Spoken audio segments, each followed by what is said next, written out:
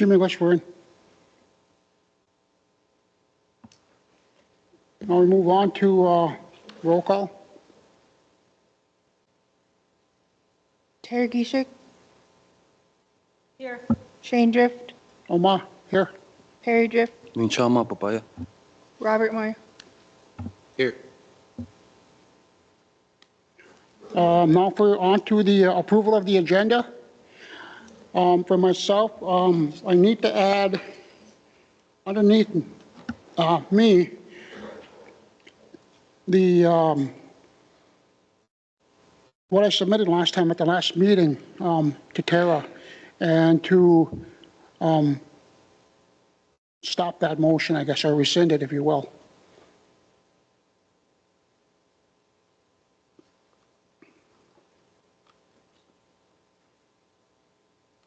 We also have a request to move Will Manti to earlier in the meeting. So we'd like to place him after number 7, Crystal Royer.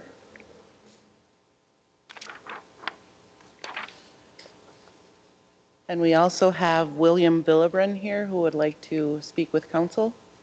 Okay, we can move William Villebren under you.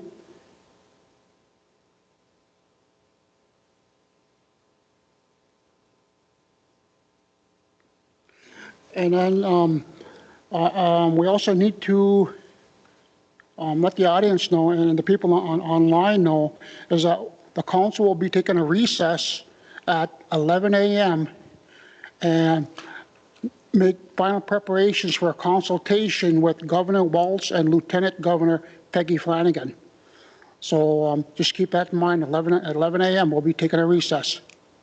Anything else, Miranda? I have nothing else. So with that, I ask for a approval of the agenda with those additions.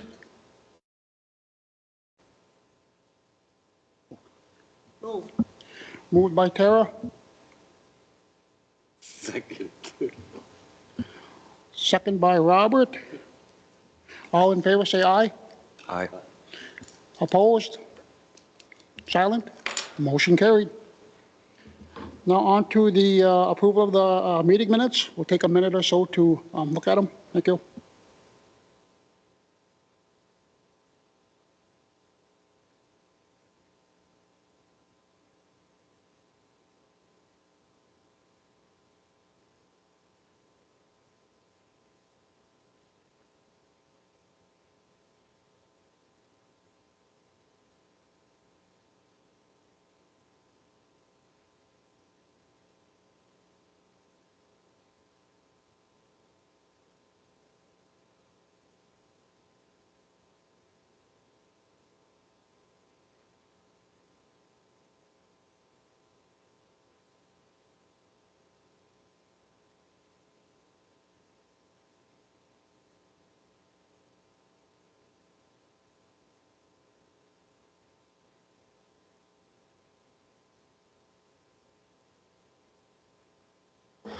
On December 18th, from the meeting minutes there, when we talked, we had a discussion about adding Red Lake blood to our enrollment.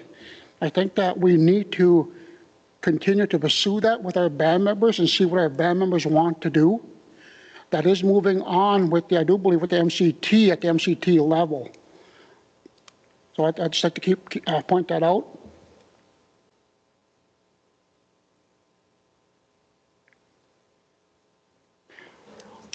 Are there any questions or suggestions or anything with the meeting minutes from December 13th, 2024?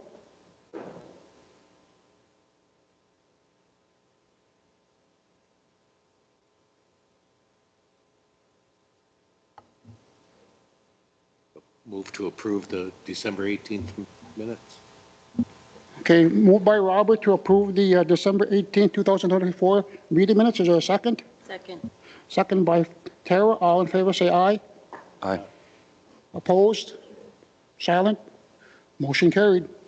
On to meeting minutes of January 2nd, 2025.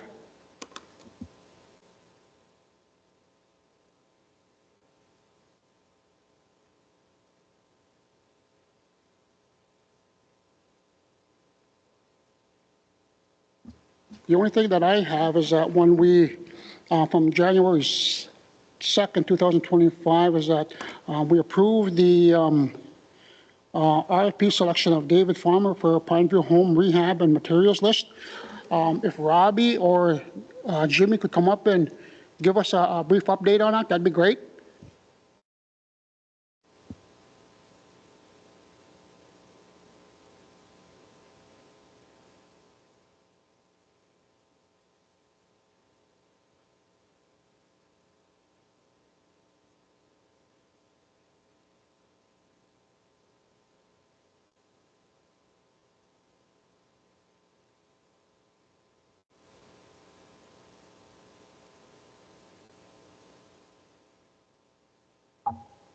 Morning, everybody. Morning. Yeah, so right now, quick update on it. So we did, all the work is basically completed from Dave Farmer. We inspected it, everything's good. We did hold $23.54 from him till his tariff fees got paid. He did pay them now, so we'll be releasing that here to him this week. Parts-wise, we did ask for $16,644.44. We have a savings on that, so that we only spent $15,033.32, which is a $1,611.12 difference. We did run into an issue though, unforeseen issue with plumbing. So the drains are plugged. The kitchen run is about a 20-foot run or so, but it's packed with grease. So it's sagging, so we do need a plumber to come in. So the plumber's price is $2,100,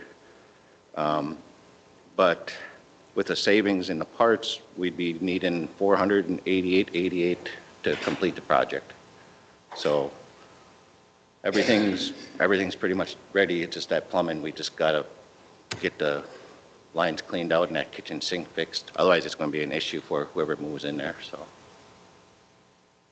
So basically, we're going to be going just a little bit above the contract amount. Yep, $488.88 to be exact. Okay. So, Any other questions from the council on that?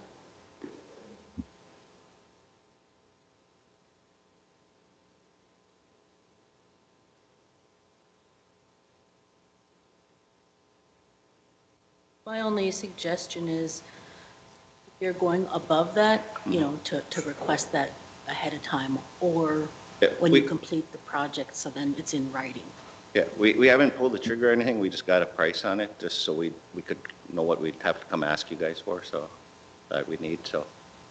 Yeah, we haven't told the plumber to start yet. Yeah, so we're just Waiting waiting. for approval from you guys.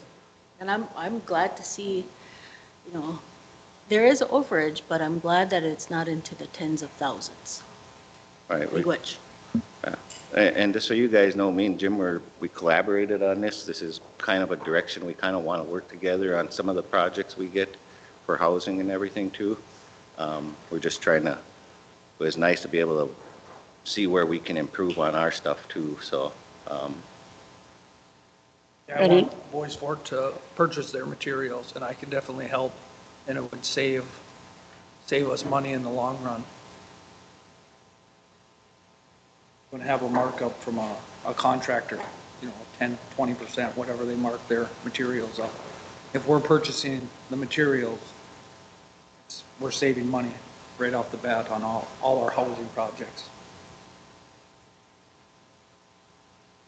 Is that something that's like the first time like being done? Is pretty like buying the supplies first and Yeah, it was tribal funds, so we were like, yeah, let's do it, let's try it, let's see where we're lacking, what we need.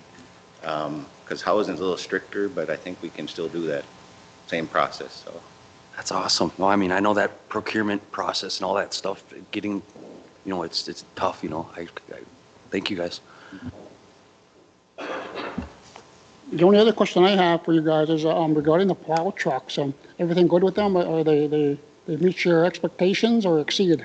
They exceeded, and I'll be honest with you guys, the the 1-tons we bought, it's hard to see plowing. You can't see the front of the plow, so basically if you're green on snow plowing, it'd be hard, but the 3/4 tons, which all the techs got, they're perfect. So right now we do have 10 of them in. The other 2 are expected in this week, and the plows will be put on next week, so we should be full force with snow plowing, so.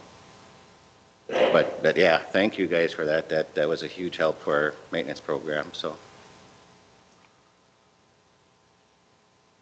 I'll just say, I got to drive one of the trucks, one of the bigger trucks, just down the road or whatever, and I didn't get to drop the plow or do anything like that, but yeah, you're right, the hood's a little bit something to look over or whatever, but people they'll adapt and overcome, and I think they're going to do wonders and probably last a while, so. And we'll roll a plan to start replacing them, so we'll have all that documented.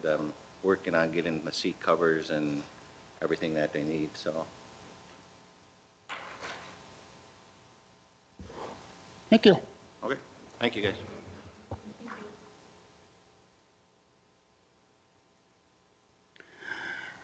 Any other questions regarding the meeting minutes from January 2nd, 2025? If not, I call for a motion to approve them. Move to approve. Moved by Tara, is there a second? Second. What's that? Second. Sorry. Second by Robert. All in favor, say aye. Aye. Opposed? Silent? Motion carried. Now on to the consent agenda.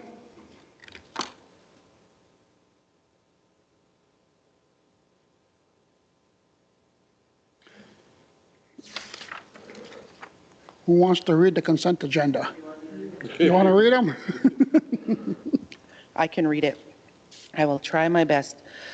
On the consent agenda is the revised contract for Dell-Comm to do wiring project for Fortune Bay, passed 400. Contract with David Farmer for Pineview Rd Home rehab, passed 400. Final approval of ARPA SLFRF General Government Services Reallocation, passed 400. Resolution number 57-2025, authorizing use of ARPA funds for reservation signs by Woodstone, passed 400. MOU regarding intertribal task force on helium extraction, passed 400. Letter of support to U.S. Secretary of Transportation for the fiscal year 2024 through 2026 Protect Grant, passed 400. Sole source to Fortune Bay for 2025 State of the Band event, passed 400. MOU with NewRange Copper Nickel for Tribal Observers Program at NorthMet, passed 400. Resolution number 62-2025, approving band application for DOE Tribal Clean Energy Planning and Development Grant, passed 400. Whole of state service agreement and work order contract with State of Minnesota for CrowdStrike antivirus and cybersecurity, passed 400. Approved bid proposal from Patterson Dental Supply for equipment at Virginia property, passed 400. Resolution number 63-2025, authorization to designate Vice Chair Shane Drift to serve as an authorized signatory in place of Chair Kathy Chavers on all bank accounts, passed 400. Approval of 105L leases fiscal year 2023, passed 400. Approval of ISD 707 fiscal year 2026 impact aid waiver, passed 400. And finally, 2025 special election announcement and calendar, passed 400. Thank you for reading that. Any questions on the consent agenda? I have one comment. On the letter N, approval of ISD 707, 2026 impact aid waiver, I did comment on the poll to have a summary from Christine or the superintendent on the justification of the waiver and approval or recommendation for us to continue to sign the waiver from the school board and or parent committee, just so we have that reassurance that process is followed. not only approved or waived by council. Which? And then also to add on to that too is that when we did that poll vote, I also said I reiterated Tara's comment regarding the waiver for Independent School District 707, just to get that into record. Any other comments or questions for the consent agenda? If not, I call for a motion to approve the consent agenda. Move. Moved by Perry. Is there a second? Second. Second by Tara. All in favor say aye. Aye. Opposed? Silent? Motion carried. I have one more comment about the consent agenda. Do you think that we could, you know, in open session here, if there isn't something on the consent agenda, let's say it was a split vote or it was, you know, something that isn't consent agenda item, you know, it wasn't 400, that be also reported out, you know, why it wasn't on there and where that item goes on the next agenda. Yeah, if there is, we discussed this with council a few weeks back. If there's not approval, it doesn't go through and it'll be added to the next agenda for presentation and action here.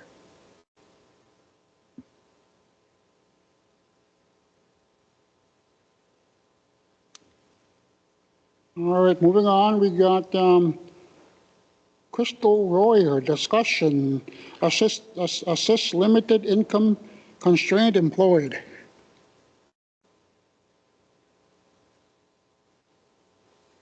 Also known as Alice.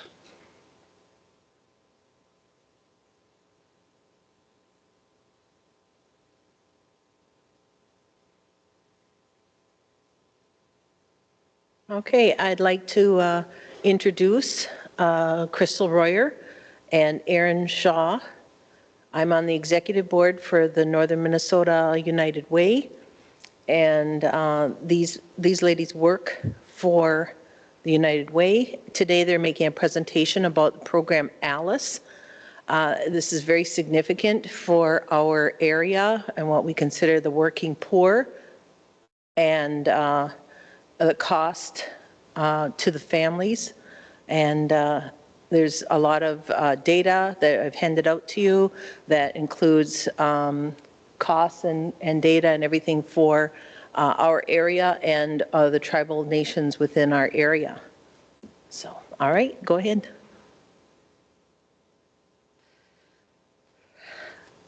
Bonjour, esteemed council members and honored Boy Sport Band members. Miigwech for the opportunity to be here today. We acknowledge that we are on the homelands of the Boy Sport Band of Chippewa, a sovereign nation with a rich history and a deep commitment to the well-being of its people.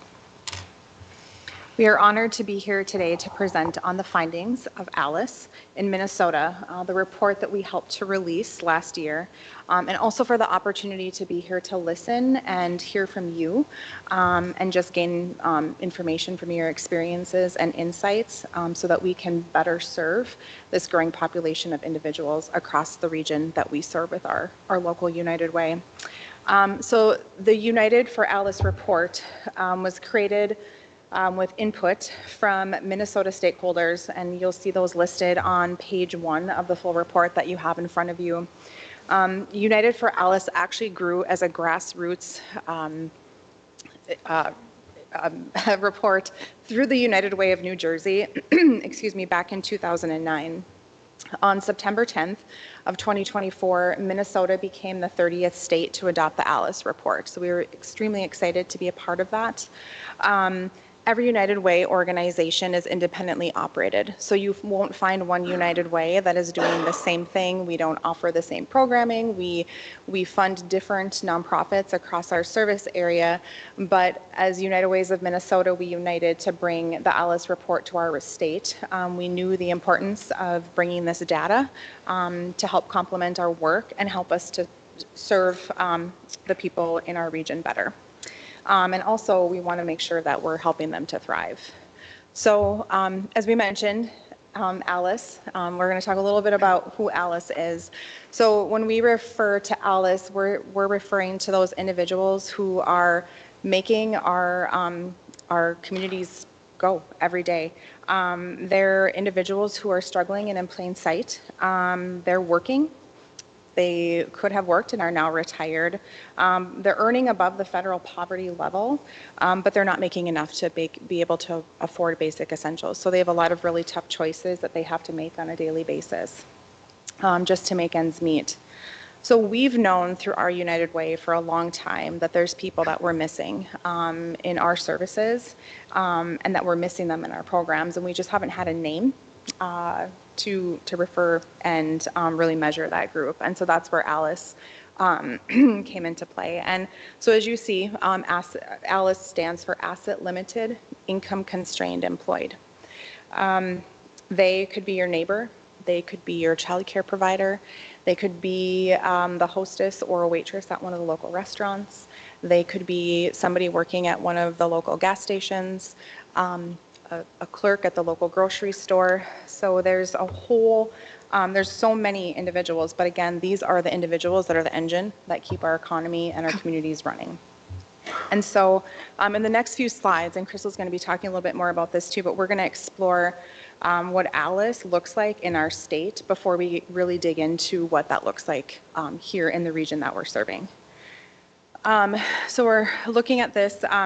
One of the things that's really important for us to note and just keep, and we want to ask everybody to keep in the back of your mind as we're presenting on this, is that the United for Alice research that we have is point in time. So when they pull the data, they pull it from 2 years prior. So the report that we're looking at right now for 2024 is pulling data from 2022, and in 2 years they'll pull the report again and it'll be reflective of that 2024 data. Until now, our organization and other service providers really had to gauge who needed support based on the federal poverty guidelines, and those haven't been updated for many, many, many years. And so as costs have continued to rise, those guidelines haven't changed. And so in 2022, 10% of households in Minnesota met those federal poverty guidelines. However, we also know that in the same year that 26% of households across the state were also ALICE, so in addition to that poverty guideline. So as we move forward with our work in addressing this, we hope that, change makers in Minnesota can have a clear picture of what those needs are and what these families are facing, and that we can find more effective ways to be able to address that and support them. With that, I'm going to turn it over to Crystal. She's the data guru. And then I have a few other things that I can add when she's wrapped up. Awesome. Thanks, Erin. And so what I'll be presenting is a lot of information. It's something that I've been studying since September, and it's something that I've lived my entire life. I grew up in poverty. I was born and raised in Evelyn, Minnesota. I live in Virginia now. I watched both of my parents struggle. They worked multiple jobs, typically more than 40 hours a week. And as a 5 or 6 year old, going with them to our aunts and uncles to borrow $5 for gas to go get food in Virginia, because we live in a rural region, I would hear adults in our life talk about how, oh, you just need to make better choices. You need to do this different. And that was the story that was told to me. And so I've worked really hard to tell a different story for my children. However, my parents weren't making poor decisions. My first day at United Way, there was actually an ALICE training talking about this data and what it means for our region. And a little girl inside of me healed when I heard that ALICE families don't make poor decisions. They make impossible decisions. They're choosing between paying their utility bill and their rent or getting the alternator fixed on their vehicle. They're choosing between the inhaler that medical coverage just isn't taking care of or childcare. And so these are the impossible decisions. One of the things that you notice with this trend line is that the poverty rate on the bottom remained pretty steady. And as I'm presenting this information, if anyone has questions, I will do my best to answer. Please interrupt me. But the idea of ALICE is sustained hardship over time. So two-parent household, dad gets sick, can't work. Mom now picks up 2 extra jobs, and then the car goes. And then the eviction notice comes. And so the hardship over time is what you're seeing with that growth of that middle blue line. And then above the ALICE threshold, and there's 2 different budgets that we're talking about here. There's 2 different numbers that we're talking about here.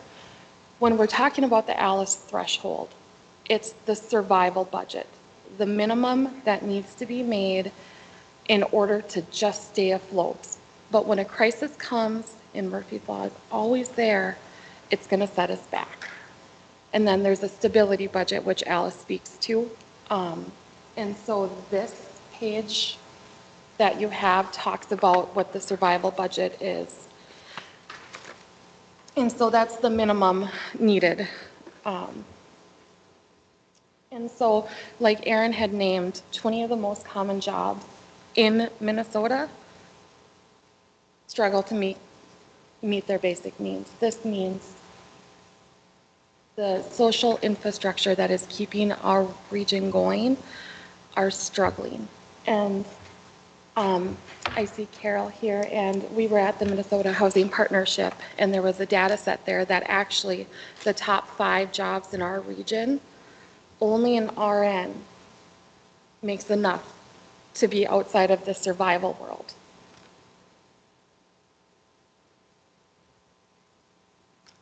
We know that, of note, United for Alice found that the fastest growing population in our state has also seen the largest increase in households living below the Alice threshold.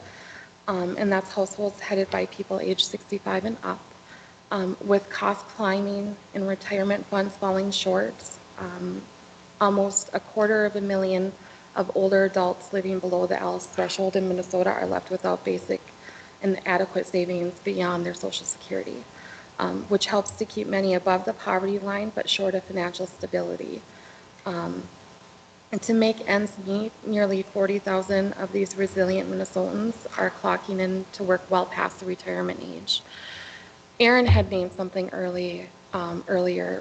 One of the most starking data sets that came out of this is that although the federal poverty guidelines are updated annually with the relevant information, that metric system has not been updated since the 1960s.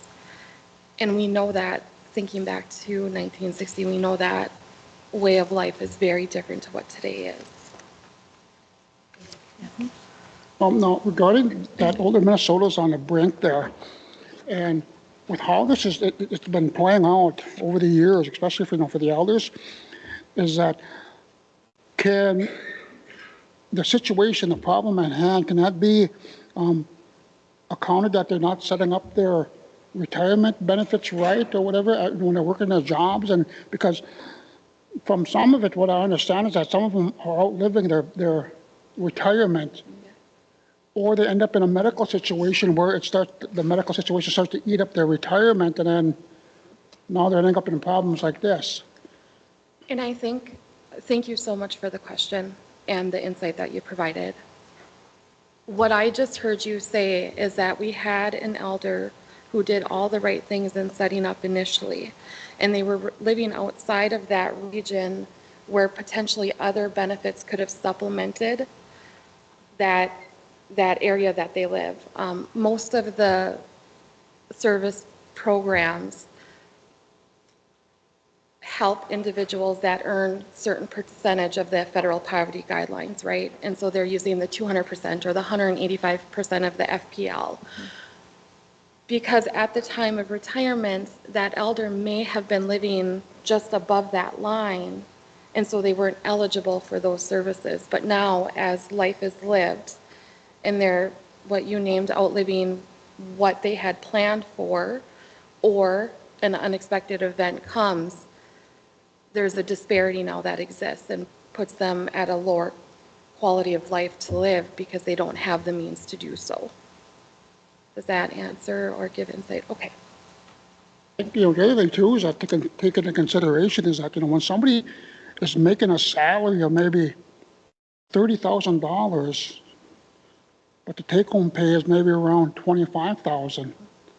So you see that difference there, there's a $5,000 difference there because of taxes and whatnot. And so they can't invest the way somebody who has a higher wage can. Thank you. So one of the great things, I'm going to jump ahead here a little bit, Aaron. Oh, no, go ahead. You go ahead first. Okay. Some of the things that have changed with this data set in the 29 other states that have adopted this are some really great things of what you named, Shane, that what is this problem? We're making 30,000, we're clocking in the hours, but we're taking home significantly less. Another point of that, when we were at the Minnesota Housing Partnership, the benefits cliff is a real thing. When you have a family or an individual making $30,000 a year because they are excelling at their job and they're offered a promotion, they're being penalized for that promotion because at $30,000, you're qualifying for this in X number of assistance dollars, which then puts a salary maybe at $32,000. But if they take a promotion, making their baseline salary at $34,000, not only are they in a different tax bracket that you named, but they're also losing that $2,000 worth of outside benefits, which now brings a net loss of about $2,000. So instead of making $25,000 after taxes, they're making $23,000. And so that's the benefits cliff that Aaron is really interested in tackling. And we feel that with the data now that exists on this missing middle, the working poor that has never been captured before in Minnesota, we have an opportunity to drive change. I think you covered what I was going to say about the benefits cliff, and I know I have an opportunity to touch on it just a little bit later, so you keep moving. And then I'm just going to move on. I'm going to get a little teary-eyed when I look at this. Our elders and our children are our most vulnerable populations. Children deserve to grow up in a world where they have food in their bellies, and a safe house, and a bed. And when we look at this, one of the things with the ALICE report is that they do various focus studies. Now, this is the year that the first year that this report has been out. And so there's going to be a lot of opportunity as we have these conversations and present this information to community members on what needs to be highlighted. What are we missing? When I look at the statistic, that 82% of Alaskan Native or American Indian children in Minnesota experience difficulty in meeting essential needs. It just breaks my heart. This is a math problem that can be solved, and why are we not solving it? And I listened to a podcast recently with Mel Robbins and a researcher from Harvard, and this line has stuck with me, and it is, children do well when they can. People do well when they can. So if on Monday mornings you have a kiddo coming into the classroom that is having high behaviors, their tummy is probably hungry. Or maybe they had to parent their younger kiddos and now they're going to school where there's structure and support, where now they get to have those human experiences. And so I'm really excited to see the way that this ALICE data is going to change how our children experience the world. This is a lot. It takes me a while to understand this, and there may be times in this conversation where I'm not clear, so please feel free. When we look at poverty and ALICE, we want to combine those numbers together to paint a true picture of what our community is facing. And so the light blue bar all the way to the left is Minnesota as a whole. And so 26% of ALICE families and 10% of households living at the poverty level is equal to 36% of Minnesota that is struggling. That is huge. And what our state looks at is the 10%, not the 26%, because there wasn't data to say that these people also need help, they also need services, they also need supports. And when you dial down that data a little bit further and you see that Boys Fort is now at 54% of your community members are living paycheck to paycheck. I'm so glad you brought that up because I just posted about that, and it's a real issue, raising the minimum wage but then once I mentioned that, I got pushback on it because, you know, the stuff that you're talking about here, it happens here too, where the person living paycheck to paycheck isn't thought of as much as they should. I was one of those people, and I know I have 5 kids.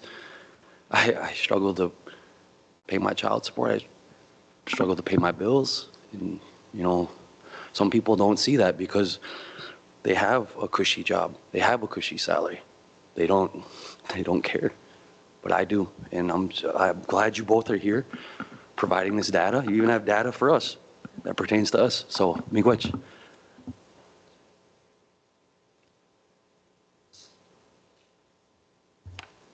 And so now this is the survival budget that we speak to.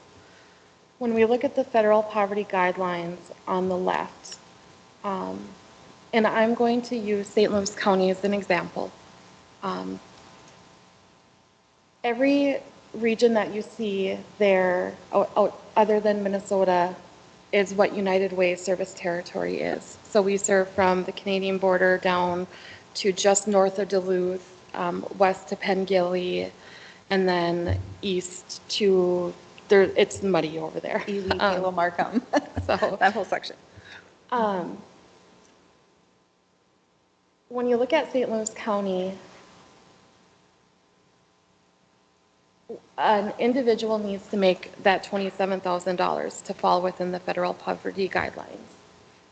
A family of 4 is at $81,000. And when you look at the 2 bars on the right, that is terrifying because my family made the $30,000 10, 15, 20 years ago, realizing that we need $81,000 just to survive. It's curious when we talk about quality of life and different things. When I worked for St. Louis County in their community and economic development departments, there was a lot of stigma and conversation about those people that need that housing and why do we need affordable housing. And when I would ask them, what do you think a family of 4, that is what my family unit is for, both my partner and I are working, what do you think a family of 4 needs to earn to qualify for affordable housing? Well, family 4, 2 kids, $40,000. No, you're halfway there. It's actually $72,000 in St. Louis County. Based on the federal poverty guidelines, with the way that they calculate the area median income, a family of 4 earning $72,000. And when I heard that from a community member, I was like, oh, so I don't deserve housing because I'm right there. And they're like, oh, no, you make more than that. I'm like, oh, no, I don't. And so it's really interesting, and this slide stands out. And when we were at the Housing Institute, having that conversation and understanding what does it mean to offer affordable housing to families. This is the social infrastructure that is keeping our world going. It is the people that are stepping out of or into education and better paying jobs, but still at the lower end of those starting wages. When I had the honor of connecting with Jenny and Dan and Terry, it became evident that we were missing data. And so to be clear, the report, and there's an interactive website that you can go to on unitedwaynemn.org. and then Alice in northeastern Minnesota, and you can dial it down. There's still room for improvements. Conversations and presentations like the one we are having today have helped us to identify opportunities to make this a tool that is useful to local change makers and fully representative of the people living and working in our community. A major stumbling block has been that demographics and budgets are only available on a statewide level. This is difficult to address as community-specific information, especially for the smaller communities we serve, is not as available or reliable. And while we would prefer to have these numbers reflective of every individual community we serve, we have been assured that the data would not be as useful as the statewide information. An opportunity for significant change, should you deem it appropriate, would be including better tribe-specific information both in the report and on the website, and refining the reservation data to focus on Native-only households. While these are not tools that our United Way created, we do have the ear of the research team and would be happy to start, facilitate, or participate in these conversations, again, should you deem it appropriate. And so the next year that this data will be updated and released is year 2026, and that'll include data from 2023 and 2024. I think one of the things that we pride ourselves on as our local United Way is that we don't like to get involved in things to just get involved in them, and we like to be able to take action and truly create change. And so for years, Alice in other states has been working with public officials to really drive change across their states, and also tackle some of those issues like the benefits cliff. Just a couple examples, the United Way of Michigan actually united as a state association, and they worked with legislators to actually triple the earned income for the tax credit, lifting 22,000 Michigan individuals out of the federal poverty system. And then United Ways across Louisiana had also worked together, and they had been advocating for Alice since 2016, and recently they were able to get the Department of Children and Families to adopt Alice into their criteria of funding support as well too. So there's some really great opportunities for us as a region, as a state, to help advocate for these individuals and families. And you know, there's some different ways that you can get involved in that too. We want to talk about too, like what we've completed. So we added Alice into our investment plan as a United Way. So we're looking at all of the agencies that we currently fund and making sure that when our board is making decisions on funding, that we're taking Alice into account for that, even internally within our own programs that we operate directly out of our United Way organization.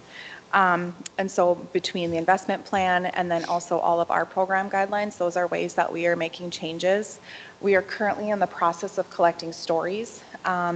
We have heard from many of our local legislators that it's important to have those. The data is fantastic, but they want to hear from people. And I know that sometimes it can be tough for people to want to share their stories, but that's one of the ways that we're going to be able to create change, because they want to hear from the individuals, the people who are being impacted by this, and how that's happening. And we're receiving calls. There's a spot on our website where people can submit their stories if they'd like to online. Crystal's and my information we have here as well too. You know, people have the opportunity to remain anonymous, but I know they're also looking for individuals who are willing to not. We've had people share stories about working in, I had one woman who stopped me actually in the grocery store and had said, "Hey, I think you're that Alice lady. We saw you on the news and I want to be a part of your program." And so I said, well, first we need your stories. I mean, we're working on creating change and raising awareness about this. And she talked about how she has worked in a local healthcare facility for how many years. She finally received a raise to lift herself out of that poverty threshold, only to make $1 too much a pay period, to set herself back, to lose all of her healthcare benefits by having to now take insurance and pay for that out of pocket herself. She actually makes less money now than she did before her raise. and, talked about being 50 years old and still needing to borrow money from her parents for groceries. We've talked to other people. We've talked to local employers who have talked about their wait staff, single moms who won't take extra shifts because if they do and they make above a certain level, they're going to lose their child care benefits, which will set them back further. So we want to work really, really hard at educating our state, our legislators, everybody about the need to look at this differently, and especially that benefits cliff. And that is going to be a huge undertaking. That is not something that just our United Way can be a part of changing. We really need to build coalition behind that so that we have the data and we can present it so that we can, hopefully, at least within our state, we can see some changes. So those are things that we're doing right now between collecting those stories, advocating, and our goal truly as an organization is to create some real change for Alice families. And so we just, again, like Crystal said, we really, really appreciate being able to talk to you today about this. And we hope that as you kind of just let this settle and sink in, that you are, please reach out and share, your ideas for change and how we can help to support you as well too. I think, did I get all of my? You did. Yeah. Oh, okay. I just That was kept really talking. So Erin named something is the stories of our people and what they are experiencing. Katie, who's our creative director and one of the most brilliant women that I've ever met, has put together themes, and I'm just going to share a couple in addition to what is up here. Along with gardening, serious budgeting, and visiting the food shelf, I had to figure out how to feed a house full of teens with even less. It's really hard to not be completely discouraged when you work 50+ hours a week trying to make your community better, but can't afford to feed your family. Most seniors who live in their homes have a first mortgage, and I have a second one as well. I do have savings, however, I need that income to stay in my home. I'm not ready to live in an apartment, and thank goodness not assisted living yet. There was, got a raise at work, got kicked off of county insurance because I made $1 too much, forced to take work insurance, so the raise I just got doesn't even make a difference. Now as a professional and employer, I see these same pressures weighing on my employees. Every additional dollar earned will actually set you back at least $4. I'm constantly struggling and I'm tired of it. Money is a daily struggle. The stress of living in poverty keeps me from fulfilling my potential and create a sense of hopelessness that costs far more in poor health than a few dollars of food support. And so this is my contact information. I am newer to the organization, but I am excited to hear from you and learn from you and then put that into action. Miigwech. Thank you for that presentation. Any questions from the council? I just want to ask you, so 54% of Bois Forte households live paycheck. That's really the study too? Like, So if you, and I have to make sure that I have the page. And if anyone is interested in any of the things that we shared today, please let me know. There is a cover page that says, the one that you're holding right now. So that piece of data is when you're on the website and you download the full Alice report, I think it's page 16 on the PDF, and that is where that information came from. So yes, 54% reflects that. Terry, who lives and speaks this data, and I admire her brain, had shared that while that number includes both native and non-native households. And Terry, please correct me if I'm wrong, but after my understanding of our conversation, if you pare that down, removing the non-native households, that number is actually higher.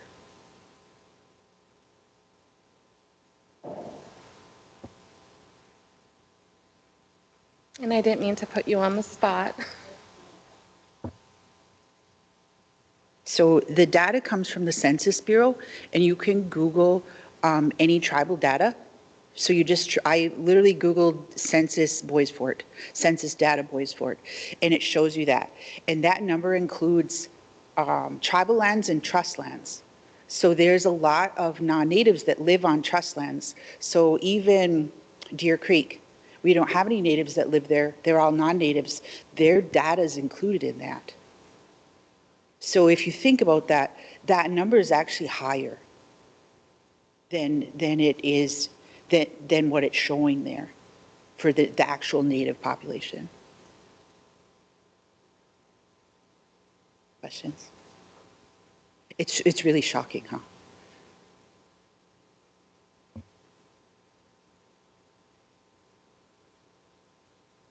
Yeah, I have just a few questions. The economy right now, I know this is from 2022. So what's happening now and what's been happening, with the economy, so that's going to show in 2026 in your studies. But do you have anything like today to help? How does this help Indian country? How does this help Bois Forte? How do we, what are we going to receive by clicking on your website, becoming a part of? What would you like us to do, and how do we help?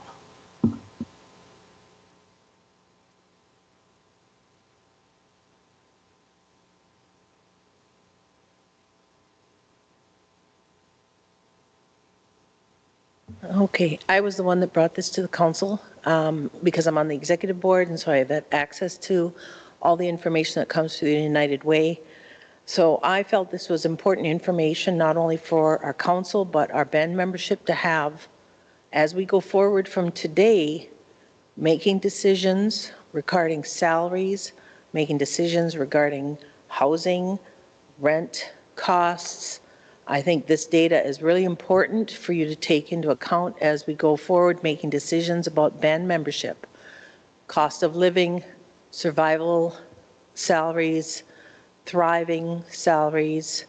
What do we want for our band membership? What do we want for our communities? This is information for you, tools for you to help make those decisions.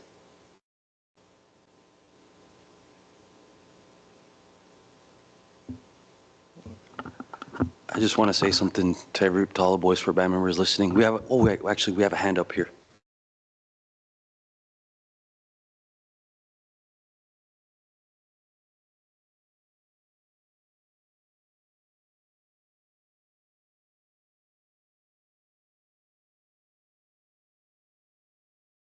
To make a comment? Not here. Sorry.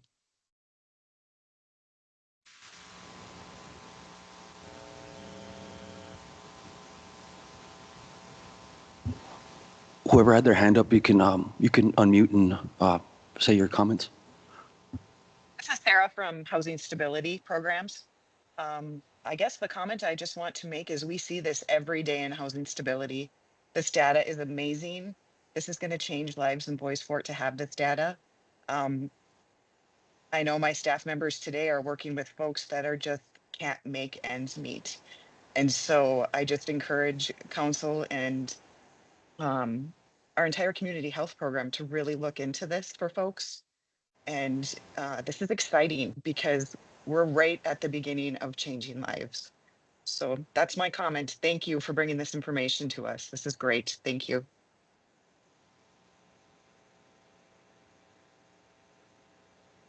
As we had mentioned before too, if you have thoughts after the fact, please feel free to contact us. We want to continue to hear from you about how we can help to support you as well too, and build out our report even further in the next round. And as we're talking to, again, other local leaders, we want to be able to include your stories as well too. So please keep that in mind. And I don't know what to do with the information. We got this in September, and we're still figuring that out. We knew that it was going to be at least a half year of having these conversations to really understand what the next step is. But as we're doing that, the people that it affects need to be at the table with us. I don't know what the experience is here. I'm a mom down in Virginia, and I see the struggles that I have. There's another piece of information that was shared with you, and it's honestly a screenshot from that website that I had referenced. And it talks about the stability budget. And I'm going to throw out 3 different annual salaries to you right now. And I'm going to talk to the family of 4. So the federal poverty guidelines for a family of 4 is about $27,000. The survival budget is about $82,000 or $84,000 that was shared up there. And the stability budget to really help families become secure and empowered and able to live their full potential for that family of 4 is $129,000. And that isn't a lavish lifestyle. That isn't brand new vehicles or second homes. That is, I can go to the grocery store with a budget and a meal plan and get everything in that cart and not buy the name brand. Pay for my kiddos' activity fees, get them the shoes that they need. And then hopefully if the brakes go out on the car, I can take care of that without having to take from another area in my budget.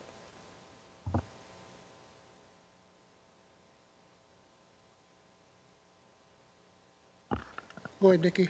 There are just some comments online here. First is, can't invest if you don't make a livable wage. What do our guests think about our wages our tribe pays? And you are the tribal council, you're supposed to figure that out. This was a great presentation Jenny brought to the council, very important. Miigwech, Ms. Rowland. And what is the tribal council going to do with this data?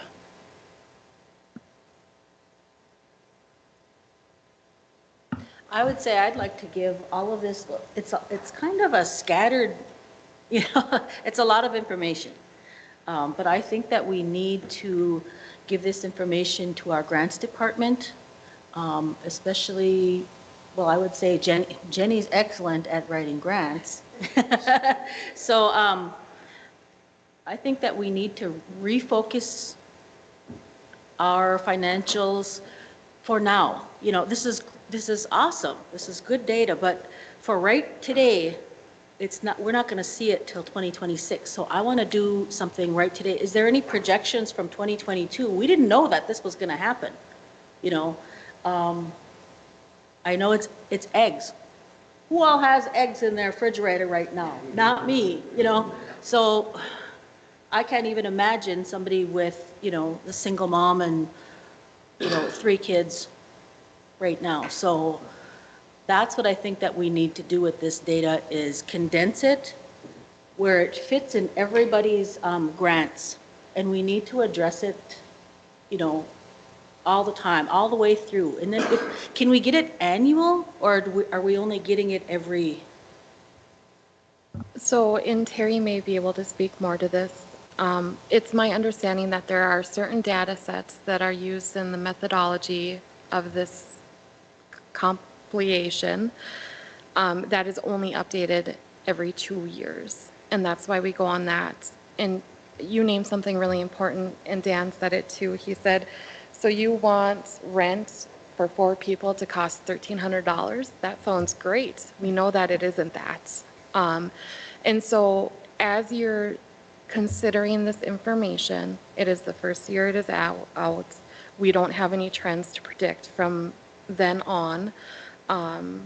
We can work together to localize it and maybe try to make it a little more relevant. But with that in mind, as you're looking at these facts and figures, we know then that this is a very conservative take. So when I'm saying that a family of 4 needs $130,000 to thrive, is that closer to 140 today, right now? I don't know. I know that one thing that the council has talked about previously is that trying to raise our minimum wage.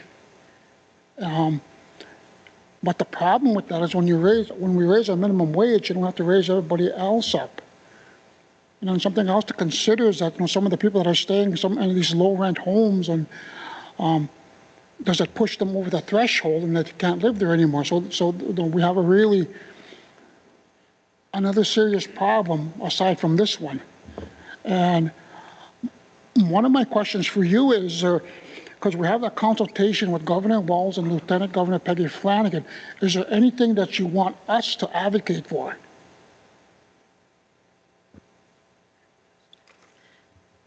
I just got chills when you asked that because I don't know. What I do know is I think that this is incredibly timely, and there was divine timing in this conversation together with what is coming up for you.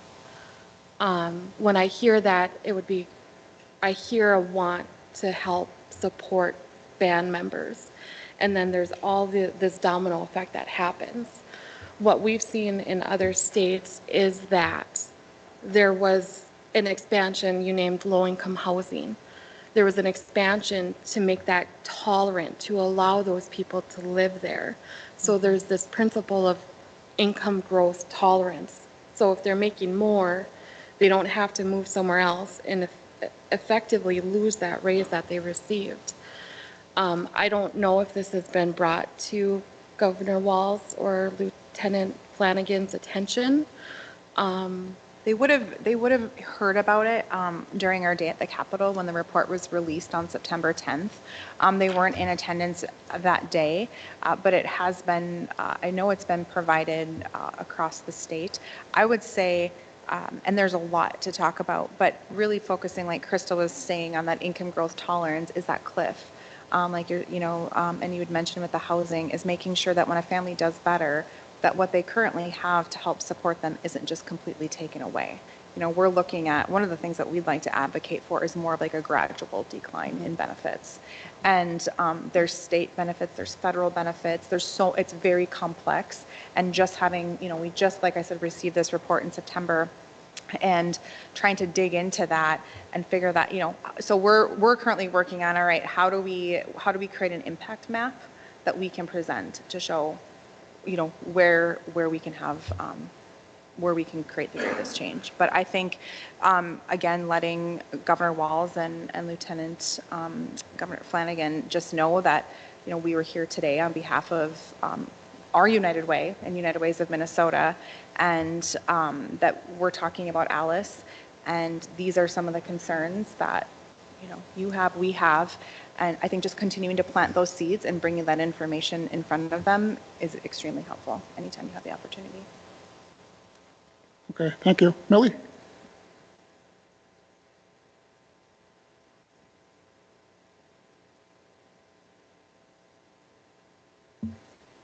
Okay. I'm Millie from Nett Lake.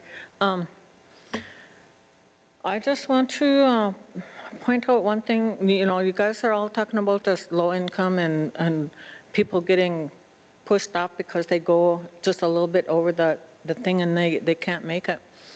I ran into this when my kids were young, and I had to do medical assistance. And I just recently, because I have to take care of my stepmom's medical stuff, I ran into it again.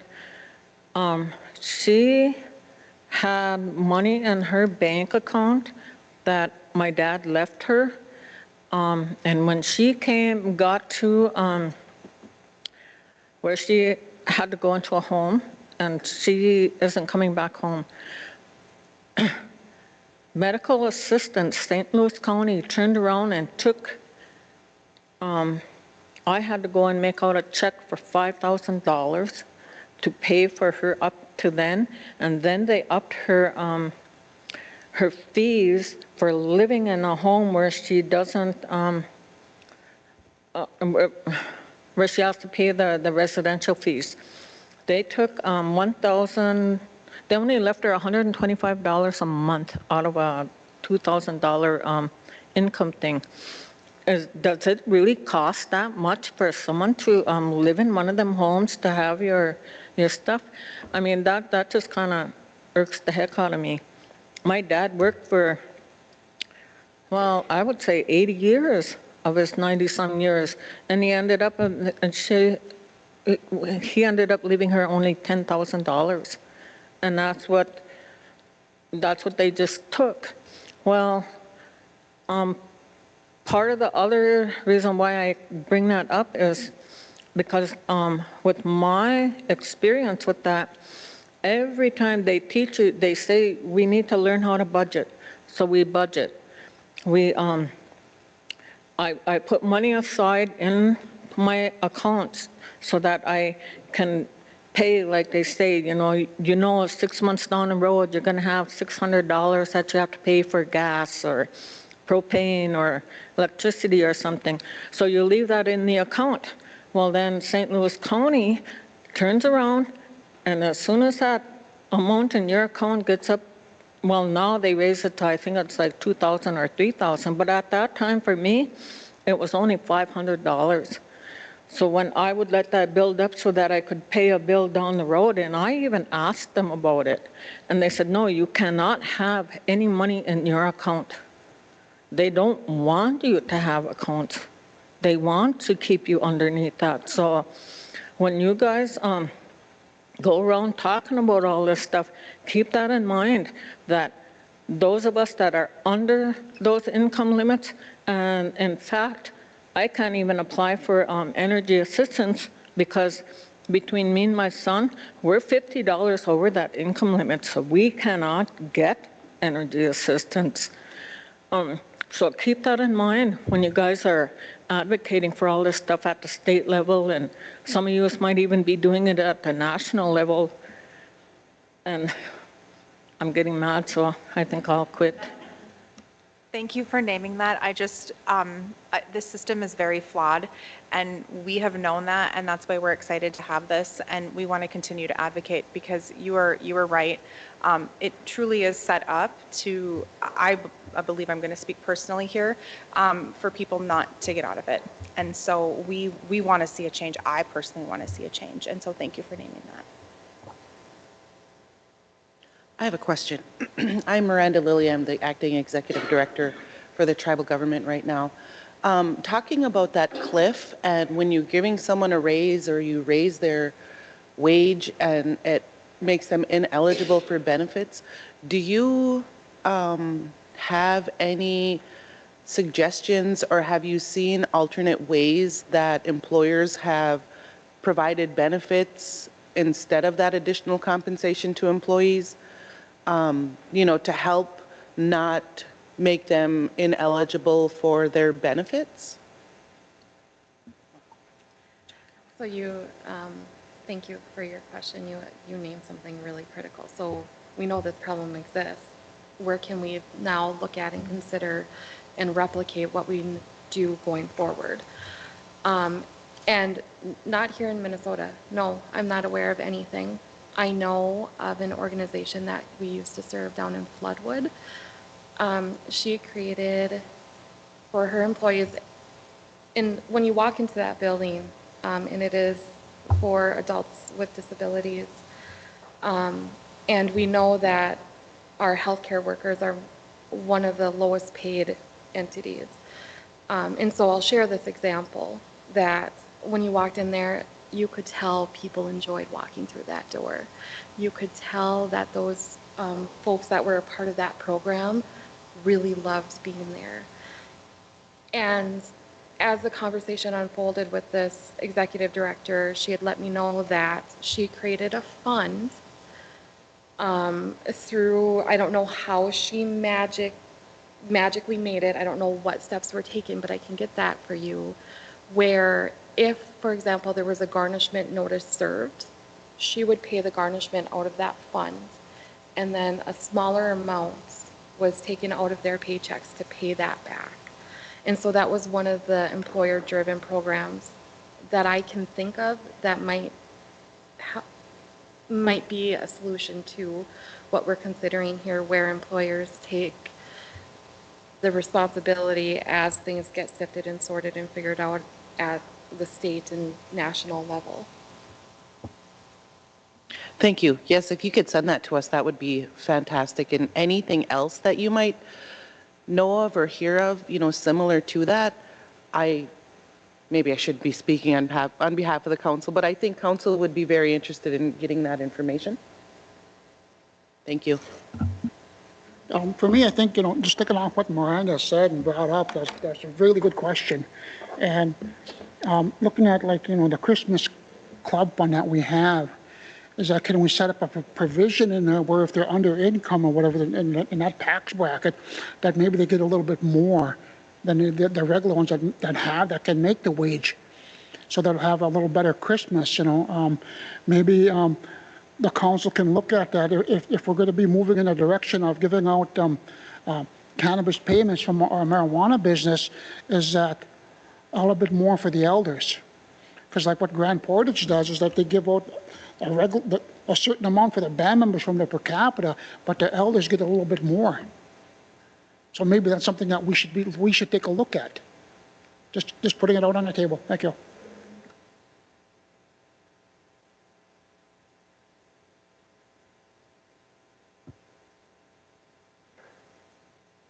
Thank you.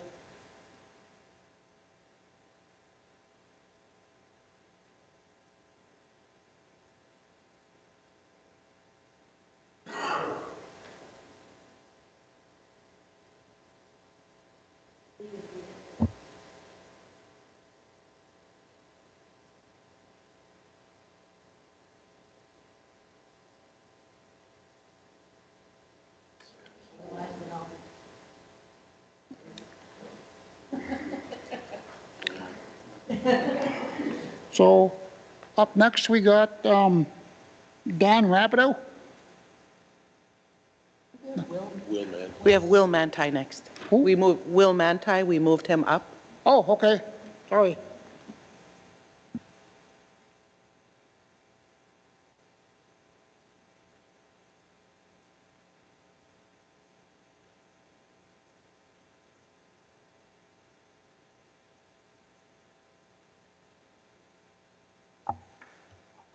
Bonjour, Mr. Chairman and council members. Thank you for having us here today.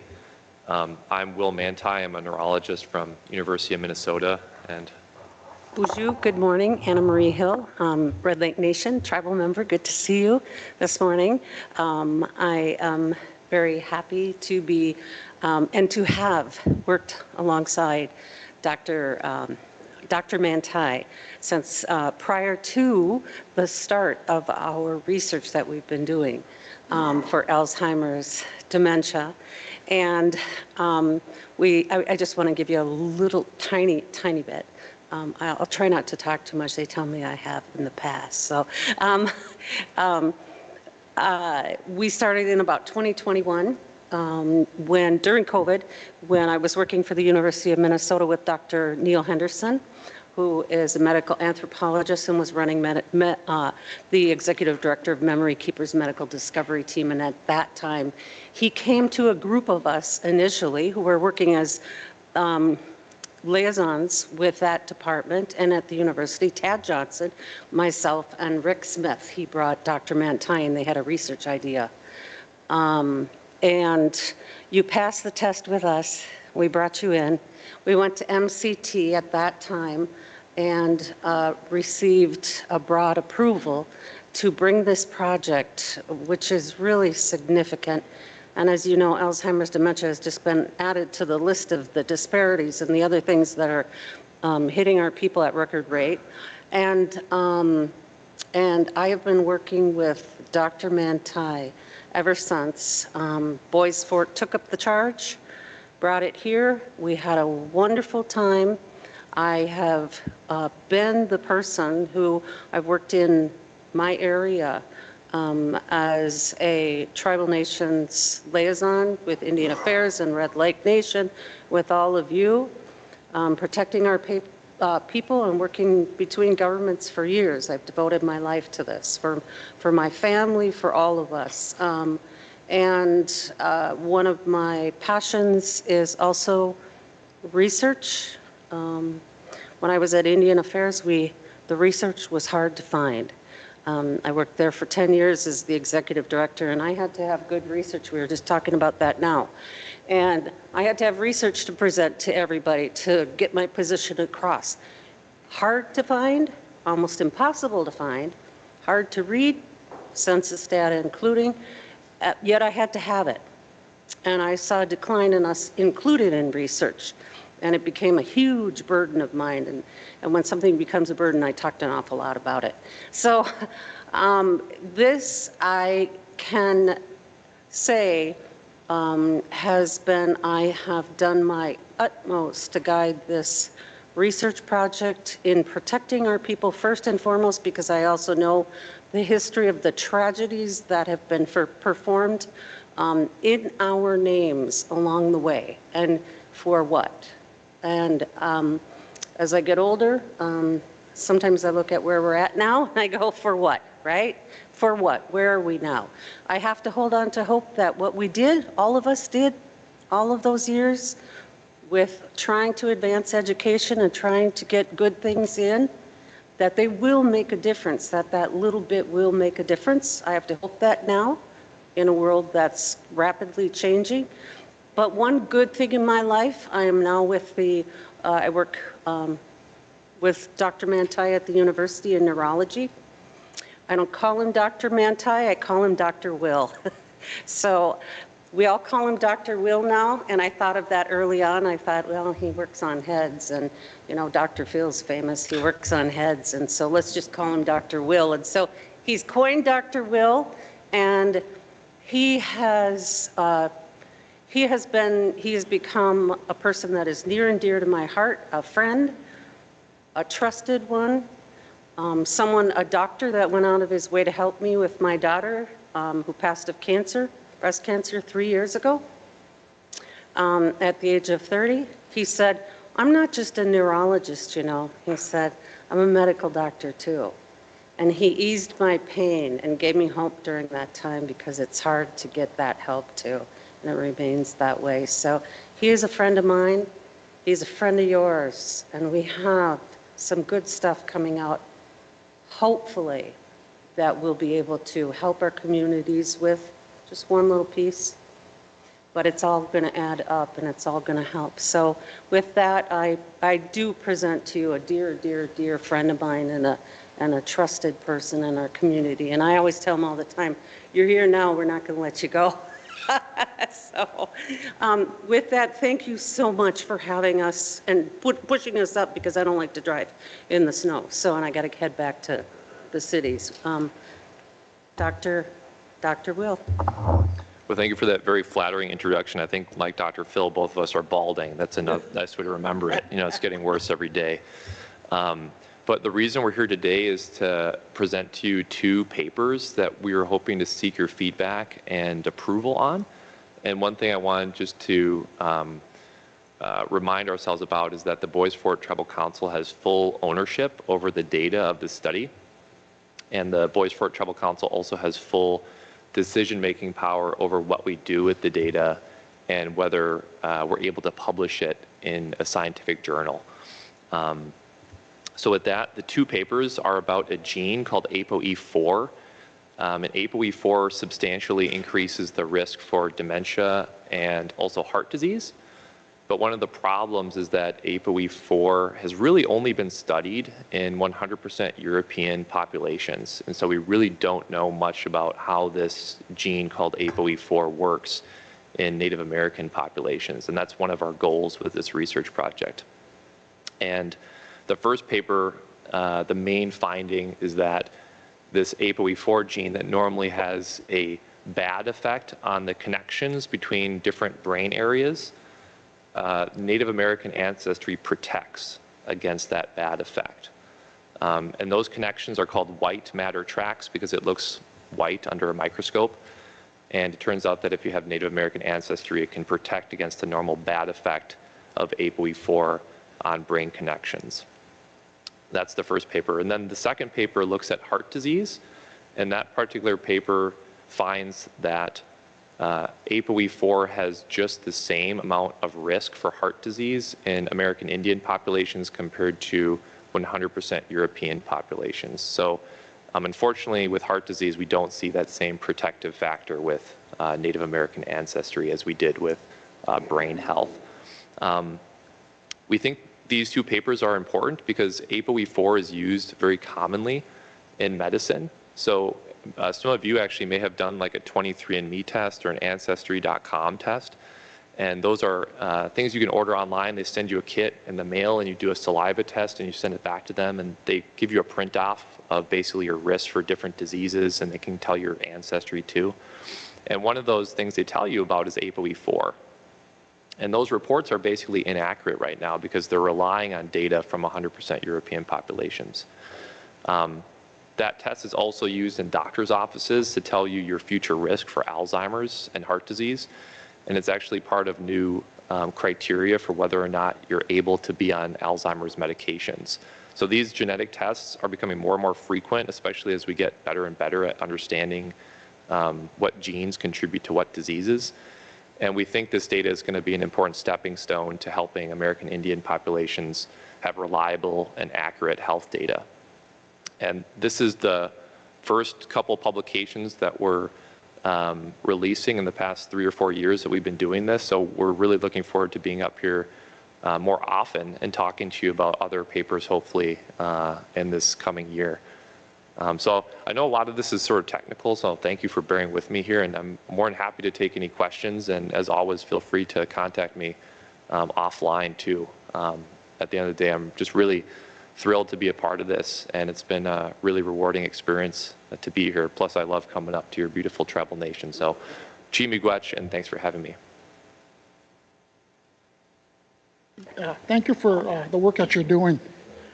First off, my question is to Michael Murphy, our legal counsel. Is there any concerns from the legal standpoint? Are there any concerns from the legal standpoint of you? Or I'm asking our attorney on online. Thank you. Michael. Thank you. Thank you, counsel. The question is whether there are concerns from a legal standpoint on authorizing a study where council has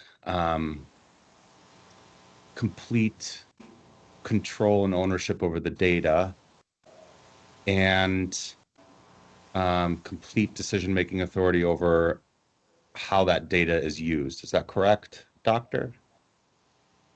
That's correct, yeah. Mm-hmm.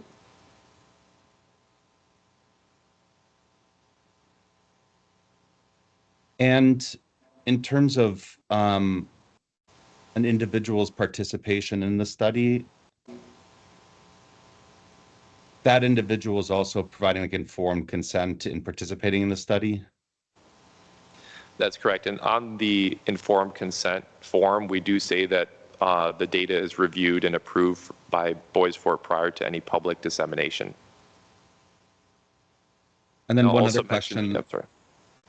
I mean, it really sounds like an integrous project. I don't mean to be in any way disrespectful. And I don't know the terminology, Doctor, but usually I think there are sort of an ethics review process that happens with these studies on the front end, and a kind of approval on the ethical integrity of these studies on the front end that I believe is typical with these studies. Forgive me if I'm mistaken. Is that the case in this instance?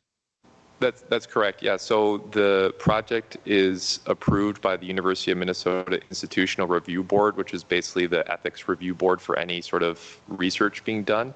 Okay.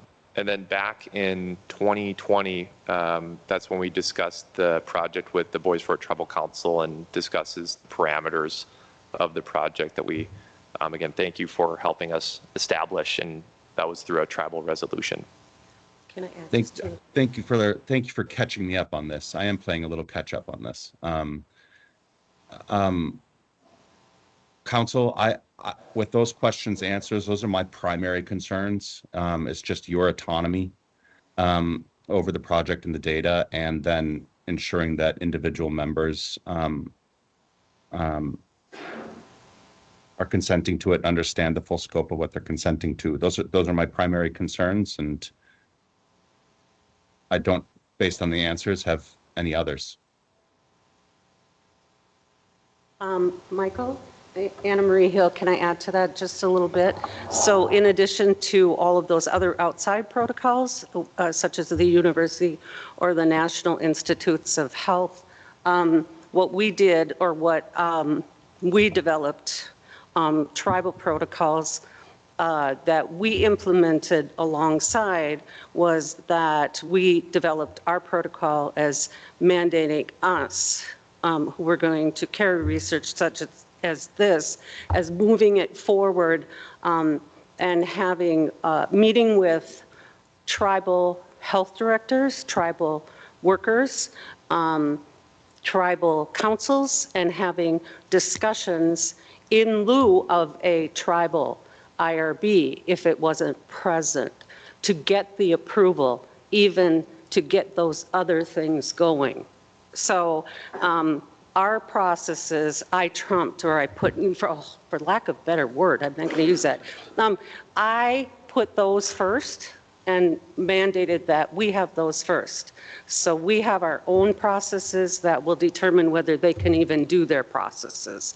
And then having our resolutions signed were agreements that the tribe reviewed legally at that time, or if they're going to do it now, and I'm working and I'm doing this, then they're going to tell us how we're going to conduct business, and at that same time, like, it is your final decision. So.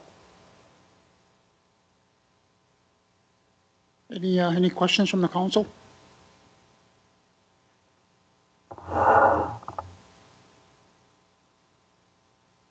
I'm just thinking maybe this could be something that Dan could research and help us with and have on our monthly meetings.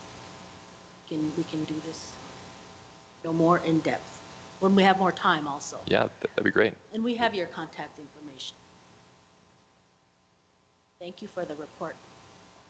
Again, thank you for having us. It's been a true, rewarding experience. And since you want feedback and approval, we don't have any documentation from you, so if you could forward that to us in a request.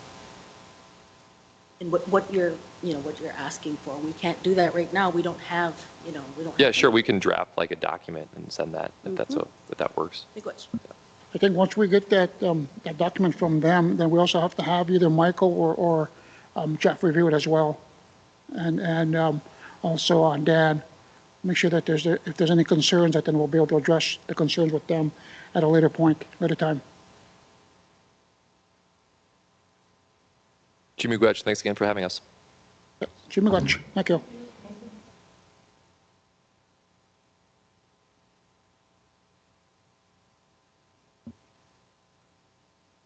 Dan, are you coming up? We do have to recess at 11.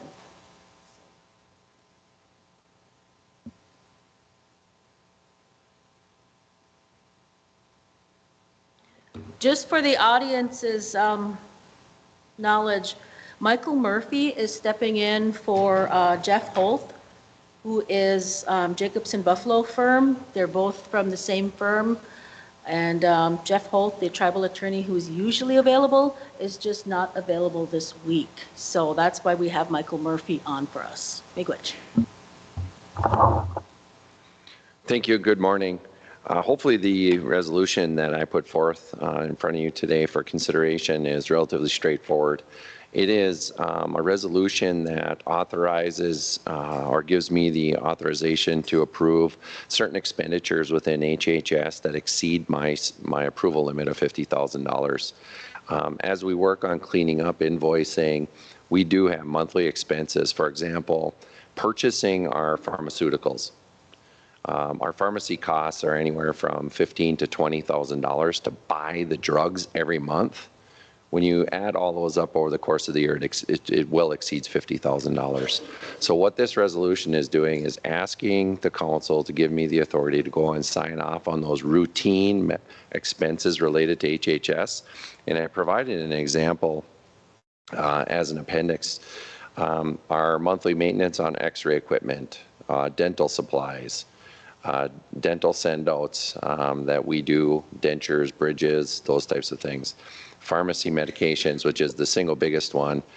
We spend on the drugs between $1.6 and $1.8 million a year. Now, we're getting that all back in reimbursement, but these are expenditures that I don't have the authority to sign off on a monthly basis. And so I'm asking your permission through this resolution to go ahead and be authorized to sign those expenses monthly. And part of then the transparency, both for you and the band, is that on an annual basis, I'll be bringing forth a projected budget with those estimated costs, which I provided here for 2025, and then an actual, when we come to the end of the year, what the actual expenditures were, so you have the opportunity to see that. So that's the resolution I put forth for your consideration today. Thank you for that, Dan. My first question is for Kim. Any concerns from a accounting standpoint?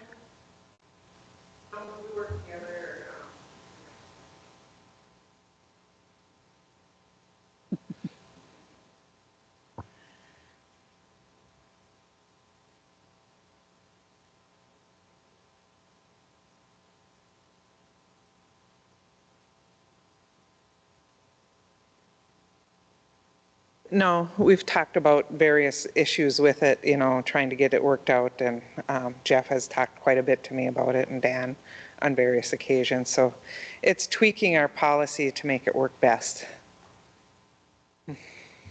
Any concerns from the acting executive director on this? No, actually, when I became acting executive director, they sent me one of the pharmacy bills, and it was well over my authority to sign. And so I declined it, and that caused a little bit of a ruckus with the staff. And I was like, I don't have the authority to sign this. This needs to go to council, which is very inefficient. And so Dan and I talked about it, and, you know, was like, let's please bring something forth. And he said he would. And so I have no concerns with this. I think this is the right step to take for these expenses. On a humorous standpoint, I can't even sign a purchase order. But if there's no concerns from the council on this, I have a few questions? Oh, go ahead. Are you talking about only the expenses here, and then you said routine monthly expenses? That's all you're talking about, and you'll always list those out ahead of time? Yes. Okay, so you're not talking about any kind of third-party expenditures, any Medicare, Medicaid things that, this is only for what you have listed here? Yes, and there's something outside of this, because on occasion we can find, okay, Kim pull some information.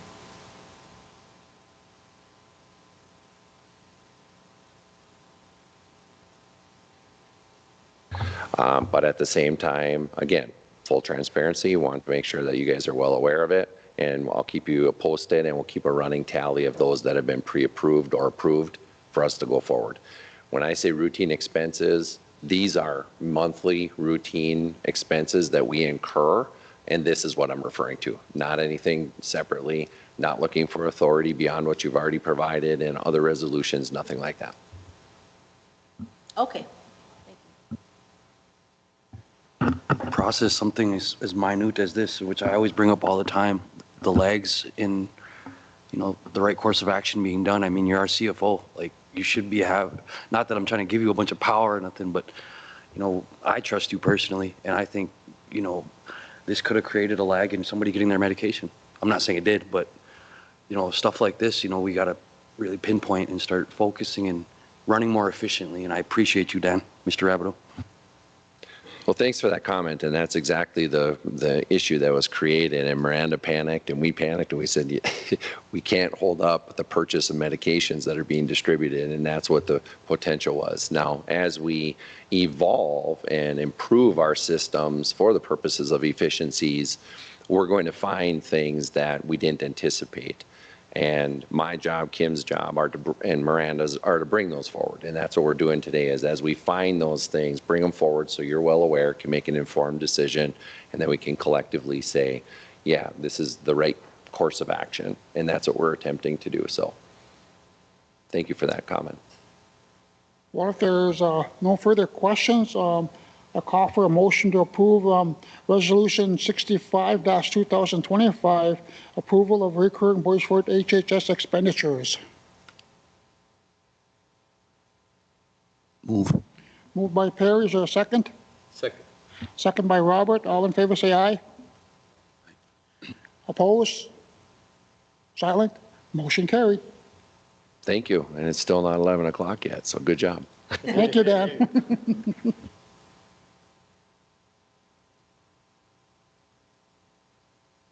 Up next, we got George Strong with lease agreement for a non-commercial educational broadcast station with Independent School District 707.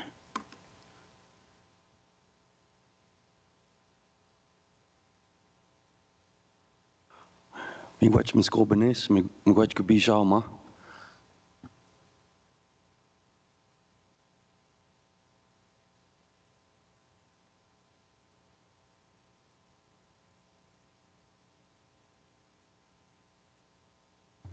What I got for you is the latest lease agreement that was revised. We didn't have one in place, so this one is going to take care of us moving forward with the school district. So I don't know if you guys are aware, of course, you guys renew these things every year, but we rent space from the school.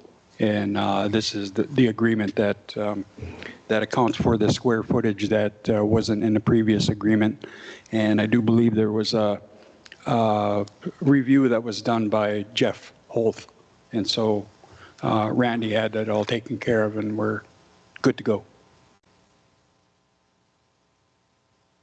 With the increase of the square footing, how much is that increase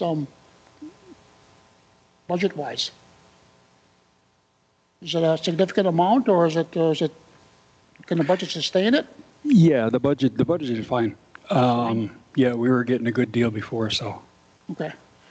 Any concerns from Michael Murphy or legal standpoint, from the legal standpoint? No concerns. I'm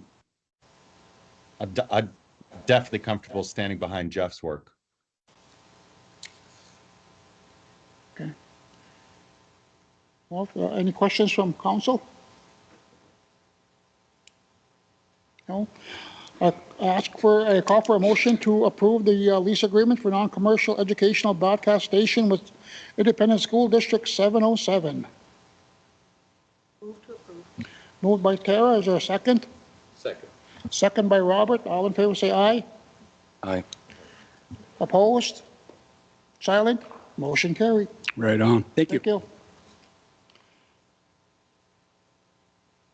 Up next, we got Jenny Rowland with Resolution 66-2025, appointment to MIAAA Executive Board.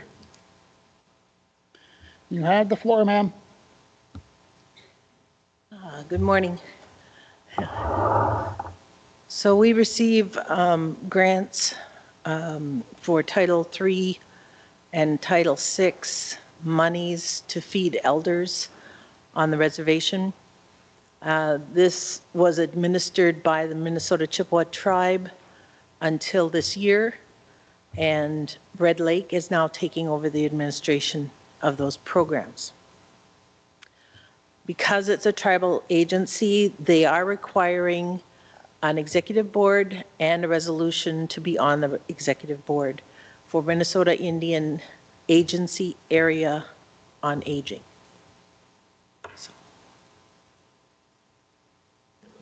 Any questions from council on this?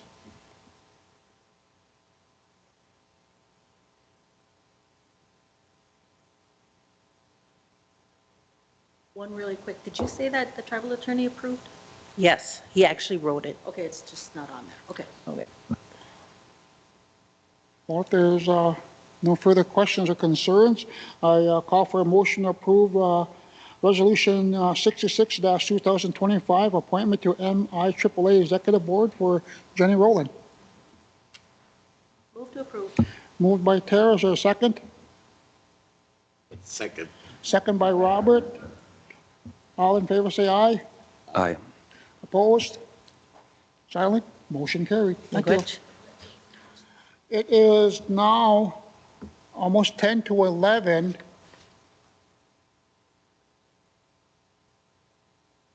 Do we want to continue on until, okay?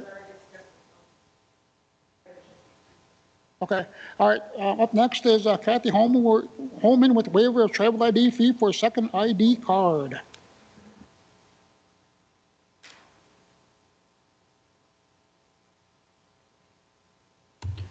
Good morning. This is the waiver that that the tribal council requested for the fee to be waived for a second ID for band members if they lost, something happened to it, whatever. And Jeff did review this, so it's been reviewed by Jeff also. No concerns budget-wise, Kim? Kim said no. Any questions from council on this?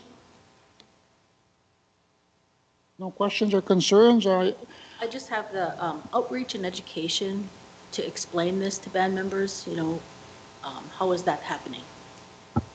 We're putting it on social media and the website, wherever we can, to try to get it out there. Okay, thank you. If there are no other questions, call for a motion to approve. Move. Moved by Perry, is there a second? Second. Second by Robert, all in favor say aye. Opposed? Silent? Motion carried. Thank you. Up next is Nikki Irvin with 2025 MIGA fees. Yeah, this is just approval for the 2025 MIGA fees, which are paid by Fortune Pay. I believe the amount is $25,000. $27,500.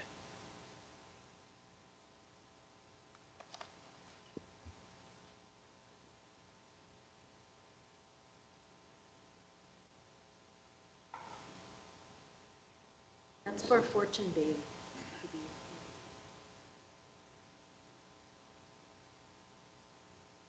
Or something that we need, then we take it to membership level.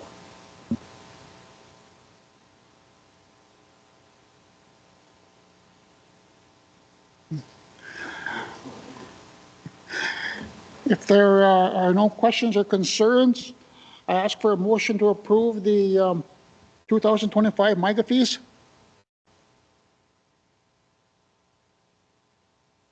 Move to approve. Moved by Robert, is there a second? Was that you, Tara? Second by Tara. All in favor say aye. Aye. Opposed? Silent? Motion carried. Up next is resolution number 67-2025, the 2025 Indian Gaming Association dues. Yep, and same thing, just renewal for 2025 year. I believe the amount is $3,500. Yep. $3,500 for the year. And this also gets paid by Fortune Bay as well. Any questions from council on that? If there are no questions, I call for a motion to approve. Move. Moved by Perry. Is there a second? Second. Go for it. Second by Robert. All in favor say aye. Aye. Aye. Yeah. Opposed? Silent? Motion carried. I think this next one is going to be kind of lengthy, so I think we'll go ahead and call the recess now. And then we got to go upstairs and get ready for our consultation with Governor Walz and Lieutenant Governor Peggy Flanagan. We will send out an email and anything else on social media, letting them know when we're going to be resuming. Thank you.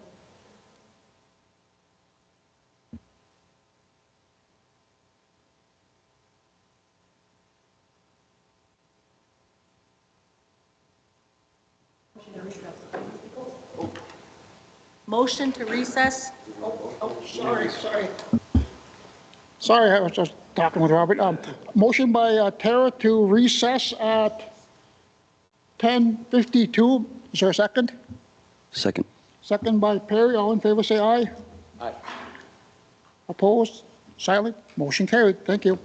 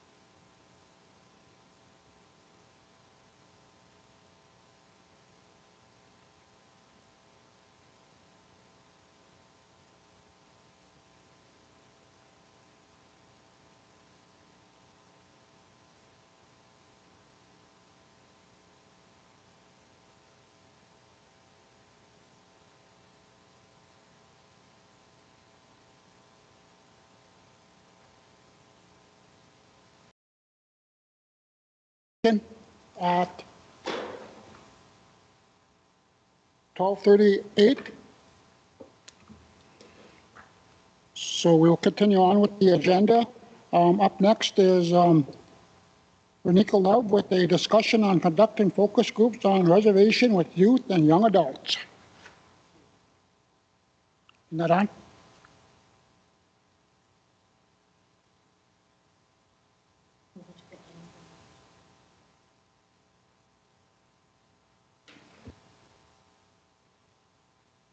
So what does council want to do? Move her? Oh, she's on now? Okay. Oops, my bad. Good afternoon, Bonjour. Renika. Can you hear us? I can hear you. All right.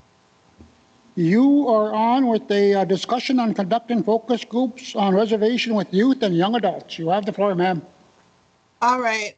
So there's a project I kind of sent. I don't know if you guys have any of the documents that I had sent over with the agenda request.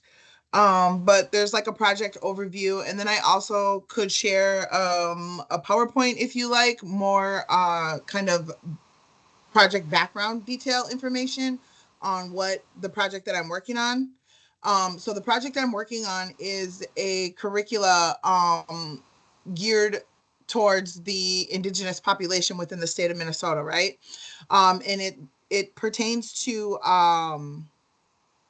parenting and things of that nature. What we're trying to do is put a cultural lens on this parenting curricula and really identify like traditional cultural ways of parenting mixed in with the not the realities, but like the realistic ideology of parenting, such as the financial cost and what the legalities are of parenting as like fathers or incarceration or anything like that.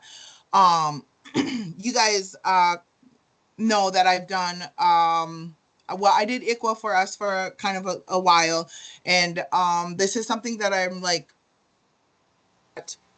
we could,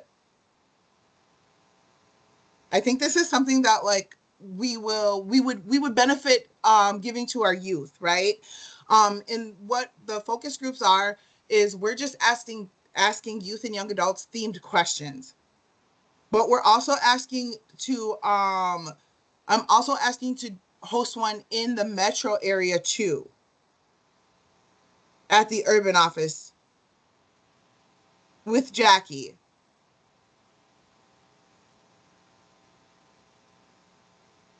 Sorry, I buzzed through that kind of fast.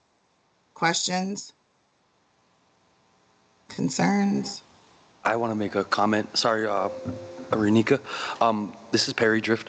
I really admire your work. I remember when you had asked me to come and talk to the youth at Net Lake School. I think it was, I remember it was like teachings of like the turtle, like what kind of teachings. And I really like what you do, you know, with the youth and paying attention. And that gardening project you had too, when the mother of my children got some, you know, we wanted to try gardening with this program that you I don't know if this is the same program, but it was, no, we tried, and the squirrels got into my garden, but I love how you try to like incorporate the community and just try to, you know, hey, let's try this, let's do this, you know, just healthy ways to keep, you know, these youth and their parents, you know, busy, you know, and I appreciate you. Miigwech for that. Yeah, this is really in the lines of the absolute, it's not the same thing because I'm an employee for the state of Minnesota. And so that this would be a what we call like a mini grant contract that we would do. Yes, it is the same thing, Perry. I'm just not working under a 501c3, but it is the same. It's absolutely community it's like community driven and most importantly, like informational on our behalf, because we're going to get this like information from our youth, young adults, and our elders on healthy parenting styles and things like that. And then we're going to take it and we're going to develop a curriculum we're going to put this back into the community, right? We want organizations and youth groups and things like that to take this curricula on and then give it to the youth and young adults. Give it to them. We want it reciprocated. That's the one of the main reasons why I jumped on this project, because of the reciprocation factor that, you know, we're gonna ask what, you know, I sent over, I did email like the focus group questions. So if you guys, you know, look at those, but we're asking things like, you know, how do you learn the best? How can we morph this to, you know, where you're going to understand it and you're going to learn from it and you're going to take from it, you know, also, you know, giving them the, I don't want to say like the simple breakdown of, for like the simple breakdown of like legal termination of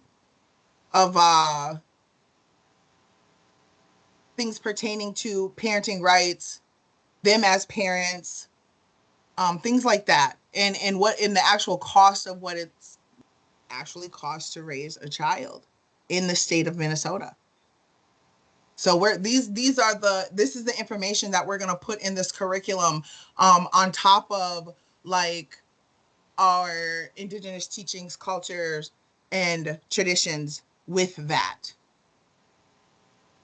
And so that's kind of like that's what the focus group is about. We're just trying to get, you know, what should we put in this? What should we put in this curriculum? And who do you want to hear this from? You know, there was another cohort that the state did with youth and young adults that were involved in the judicial system, you know, for those who are incarcerated and how they can, you know, keep their parental rights intact and how they can remain a parent, and, you know, talking about the financials of how actually child support is broken down and encouraging them to remain active parents. And I can send that to you too. I did send that curriculum to you, you know, and it's an interactive curriculum. So, you know, the folks who are receiving the curriculum are, you know, actively involved in doing the research on, you know, how much actual pack of Pampers cost. How much do I need to have in my savings account? What is a savings account? You know, so just realities, legalities, and then, you know, of course, that cultural aspect.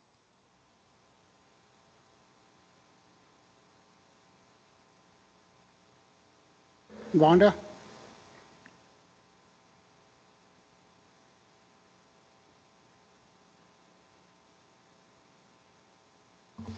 Hi, Renika, it's Vandakar. I have two questions. One question would be, would this curriculum be something that could be shared with our family services manager within the early childhood program to work with the parents on the curriculum? And the second one would be, is there plans to do sort of a trainer for the curriculum to get it out to the communities and not necessarily have everybody have to always travel from the urban areas to implement the curriculum in the community? Two very good questions, and you're light years ahead of me, because absolutely that is the path that the project would take. I'm at the infancy stages right now, just gathering information to put into the curriculum, but that is that's the path that we took with the first cohort that we did. And it seems to be, it's worked fairly well, and I don't see why we wouldn't, stay on, stay with that route. But I would, and furthermore speaking, like futuristically speaking, once we have the curriculum completed and we are going to launch a pilot, we're going to launch a pilot curriculum, right? That we want to put out into the community, because we want people to deliver this pilot curriculum to their parents, the intended age group that we're targeting, right? And then we would like that feedback to put in the final curricula. So when we are asking folks to come to take this pilot curriculum and deliver it to the community, we will also be putting out RFPs, which is the request for proposal, and we'll be granting more funding for organizations to put this into the community, put this in action, to get the feedback. And then we're asking for evaluation from that feedback. And part of the plan is, once you are evaluating, for the participants who evaluate the curriculum, they would receive compensation, right, for their participation, which is in gift card form or whichever form you would like to put that in, but within that funding to deliver the pilot curricula, you would be able to also offer your participants compensation for the evaluation of the curricula. Does that make sense? Sound good? Questions? Hi, Renika. This is Miranda. Vonda stepped away from the microphone, but she did indicate yes. Oh. My question is for our legal counsel, Michael Murphy. Any concerns on this from a legal standpoint?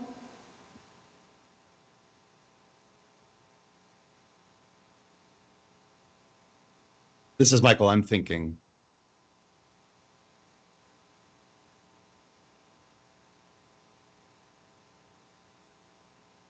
Any, what? Yeah, I don't have legal concerns. I think that this will be memorialized in some sort of instrument that's ultimately going to be approved.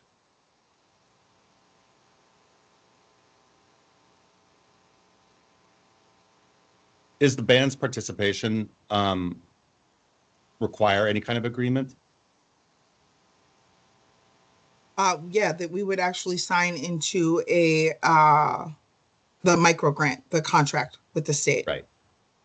And it's just it would be a $5,000 micro grant contract. So we would split that between the urban office and within our tribal community.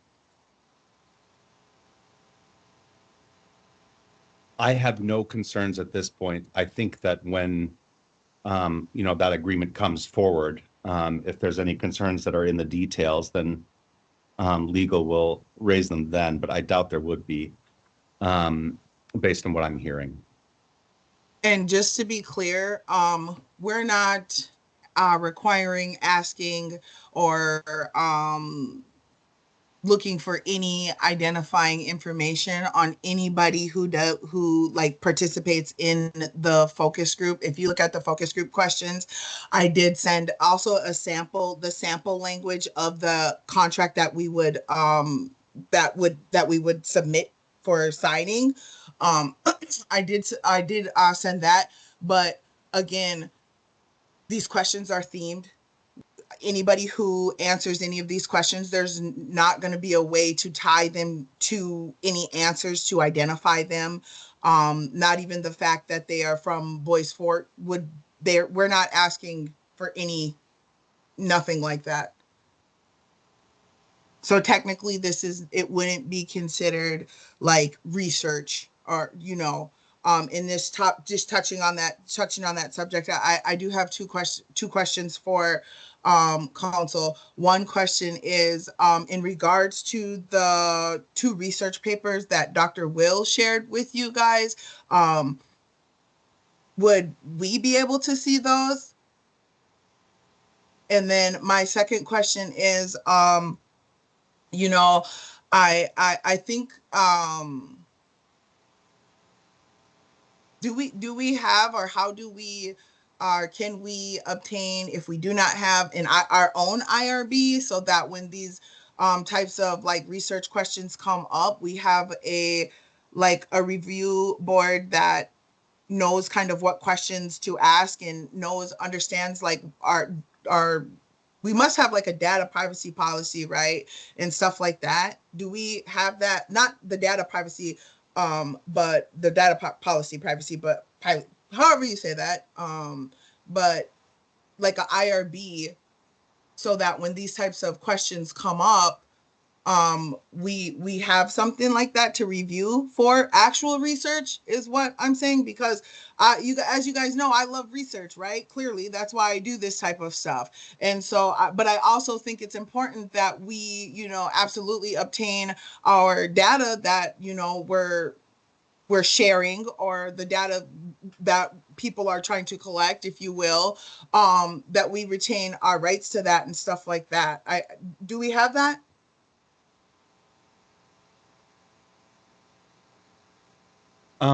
This is Michael. So normally IRBs would be administered by the entity that's hosting the study. And I think in this circumstance, while the band is providing, a form of consent and exercising a fair bit of control over the issue, in this instance, I think it would be Department of Human Services, your own entity that you would be contacting, to make sure that you have an IRB lined up, make sure that they're identifying it as research. And then I think as a component of the IRB, then the band would be weighing in on the adequacy of it and the nature of the consent that they're going to require under it. And so then it would become sort of a partnership once you have your IRB in place, if it is research for that purpose. Then and you have that certified on your side, on the state of Minnesota side, then the band and the department would then work together to make sure that the IRB meets the band's own requirements. Does that make sense? Okay. It absolutely does. Sorry, Michael. I should have told you I wasn't wearing that the state of Minnesota wig. I was coming from a standpoint of a tribal member. I'm sorry. I should have said that. I understand. Excuse me, ma'am. Yeah, I didn't realize that. I did think that you were here with the Human Services Department. I absolutely am with DCYF, to be exact. The Department of Children, Youth, and Families is who I am here with. But I also am a band member, and I am absolutely have always been in support of community development, community programming, community anything. And also that sometimes that requires us to do research. And I also am very passionate about the research that, we are being involved in. And I just was wondering if us as a tribe had like a review board for research. But that's, I guess, go ahead, I guess, sorry. Understood. No. Thank you very much for that clarification. That's something I cannot speak to. I think the only thing I can speak to is that when another entity comes forward with a research proposition, then the band is definitely vigorously looking at that IRB to make sure that it's sufficient. Yeah. Right, but that's what I'm saying. We're looking at somebody else's IRB, but we don't have one. And I get when you're presenting research, you have to go through an IRB to even present it. I understand how I completely understand how it works. I did have to go through an IRB to be able to present these focus group questions to anyone because of the age, which is 16 years of age. And so I get it. I know how this works. I've done this, and I was just kind of curious on just us as a tribe. But me back in this wig of the state employee for DCYF, I am just also I did get IRB approval. I'll say that. And I'm sorry, I'm going to jump track again because I'm going to switch wigs and I'm going to go to the band member. In what I'm asking, and this one is if it would be possible, because this is such small, like it's not a large amount of funding, right? Is if we could get a waiver on the indirect cost. And I would like to say that if we were to get, if the tribe would support a waiver on the indirect cost, we would then be able to spend more of this little bit of funding on having larger folks come to our focus group, which means we could give out more participant compensation, and we would be able to feed our our people who come and participate.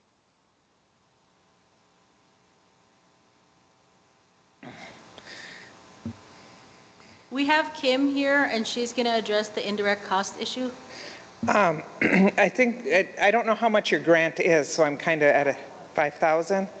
So it's about $1,000. So if you waive the indirect, it's such a small amount. I mean, the count, because we have a set amount we set aside for indirect cost shortfall. It's not like the big grants. It's a council decision. What's the process for Rtc to do that if she wanted to pursue that? She's doing exactly what the council has to give permission to waive it. Verbally here? Yeah, that's all that they've ever done before. I would like this in writing. Okay. I do not want just a verbal agreement. Yeah. Okay. So with that being, go ahead. Okay, so with that being said, we're gonna go into like a contract negotiation, right? And so within that contract, I will submit the contract to Miranda, and it would have a place for Miranda to sign. But could somebody add in there that there's an agreement, or if there's an approval for that, if you guys are approving that, could that just be written into the contract that we are going to go into, or is it something else that we need to a different type of document?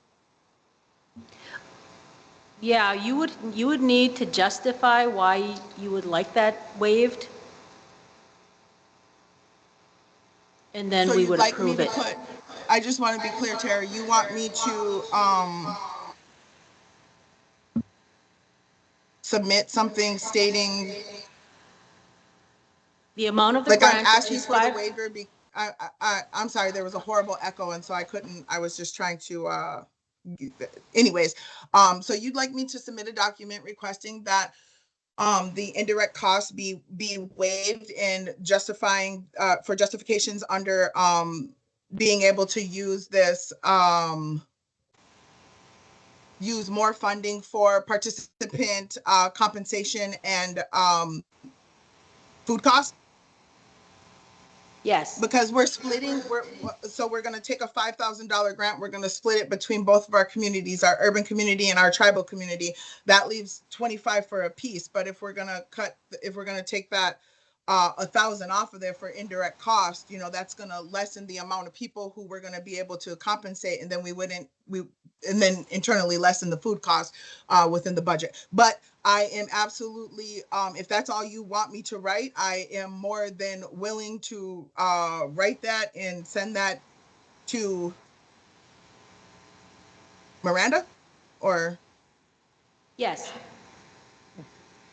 Then within the grant, whatever the agreement is, I would Yeah, say. the grant agreements Yeah. go along with that. And say there that the, is not subject to indirect per the council's action. So what I'm hearing then is that we want to table it until we get this all straightened out, and she's going to send a request to Miranda for waiver, and then proceed forth from there, correct? Is that what I'm hearing?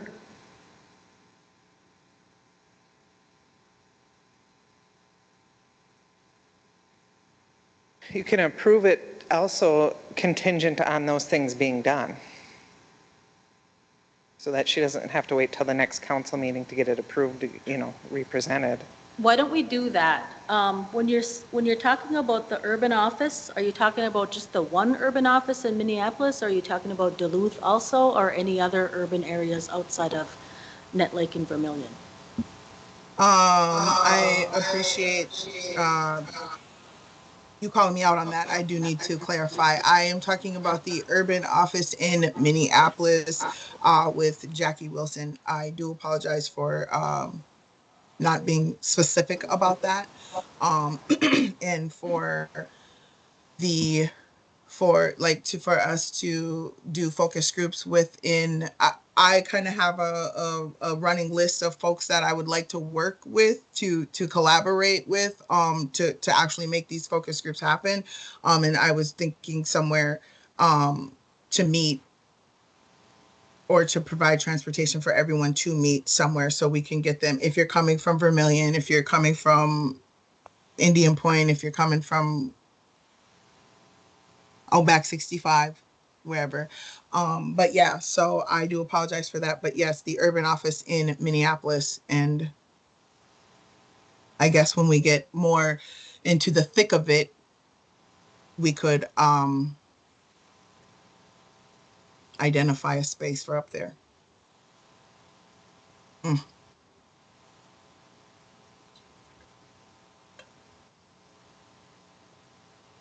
I believe it is.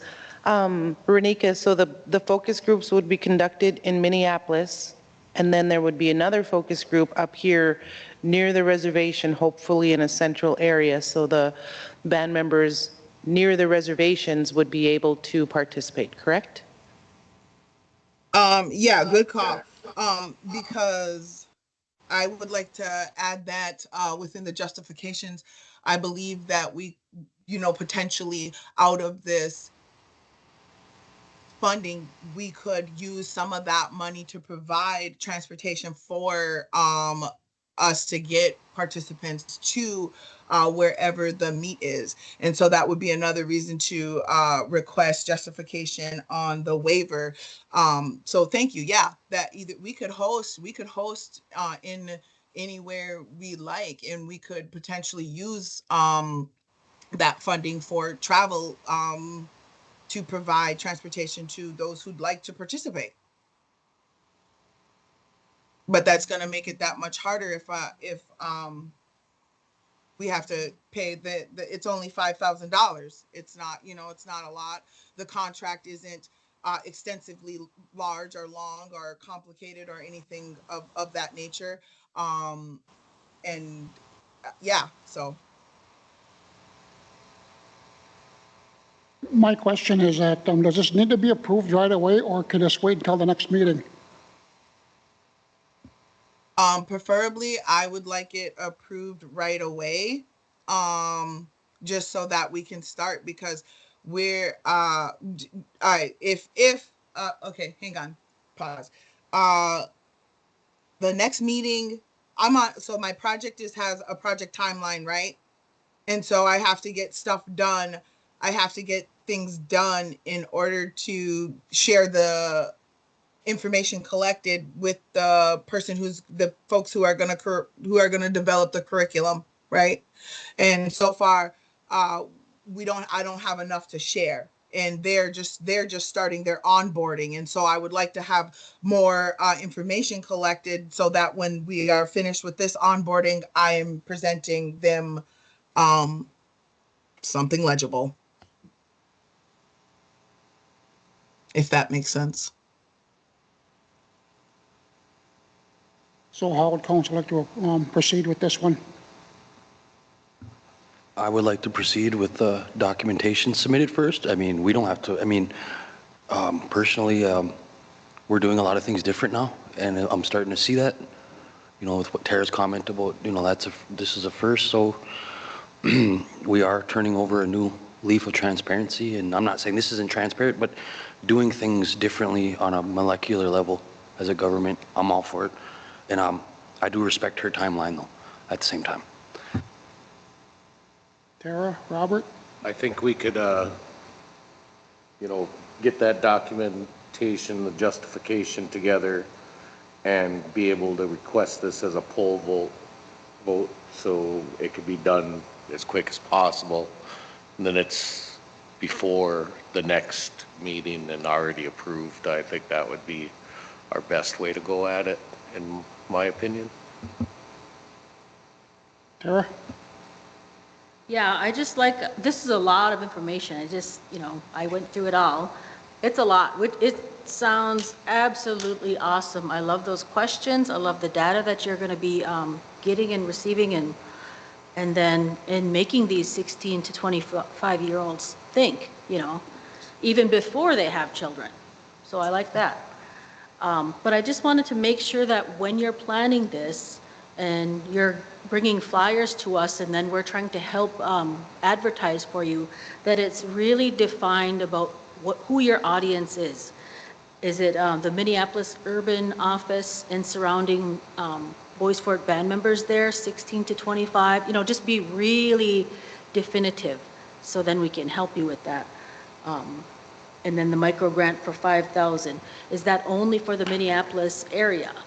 You know, so let us know that. I mean, is that only for them for now, or how are you going to do this? So that was a part of me asking for the within the justification of the waivers, because it is only a $5,000 grant, and so we would split that funding between both areas, the urban office and you know, one thing that we can't tell our youth anything without like that knowledge of our elders. And so that's who we are meeting, or who we are targeting in the urban office in Minneapolis, are those community elders.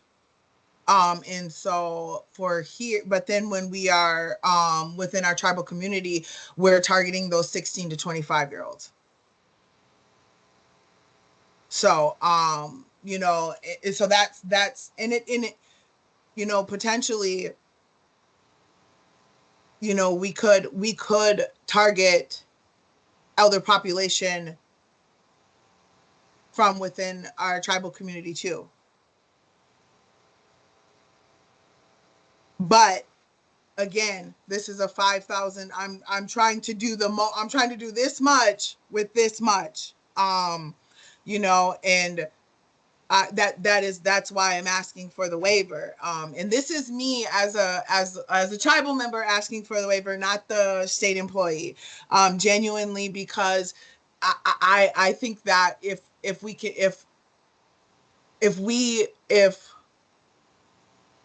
and I can't say we are using the funds, because I can't be using the funds, right? Because I can't, I'm giving the funds, so I can't use the funds. But how I perceive the tribe to use the funds would be at the max capacity for the participants to benefit from the most, because we're asking of their time, and, you know, asking of their knowledge, and we're asking of them. And so that's why I'm asking for the waiver, because again, I'm trying to do this much with this little bit. And also, what I would like to mention is the contract is on a reimbursement scale.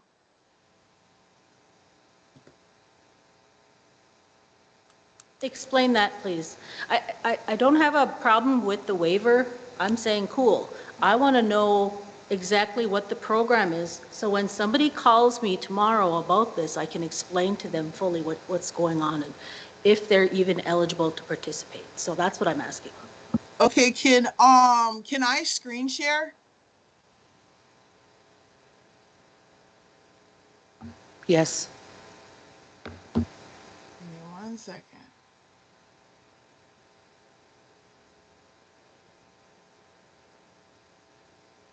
Got it. Okay, so sorry for folks who can't see this. I'm sharing a PowerPoint, right? And this is the introductory to the actual program, and it kind of highlights where like I said, we're in the infancy stages of this.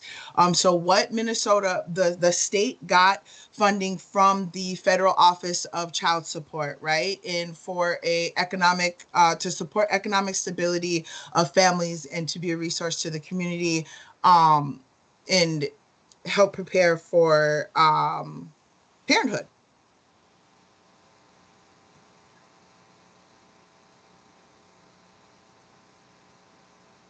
And so part of that funding in the second round of funding is focused on Indigenous youth and young adults.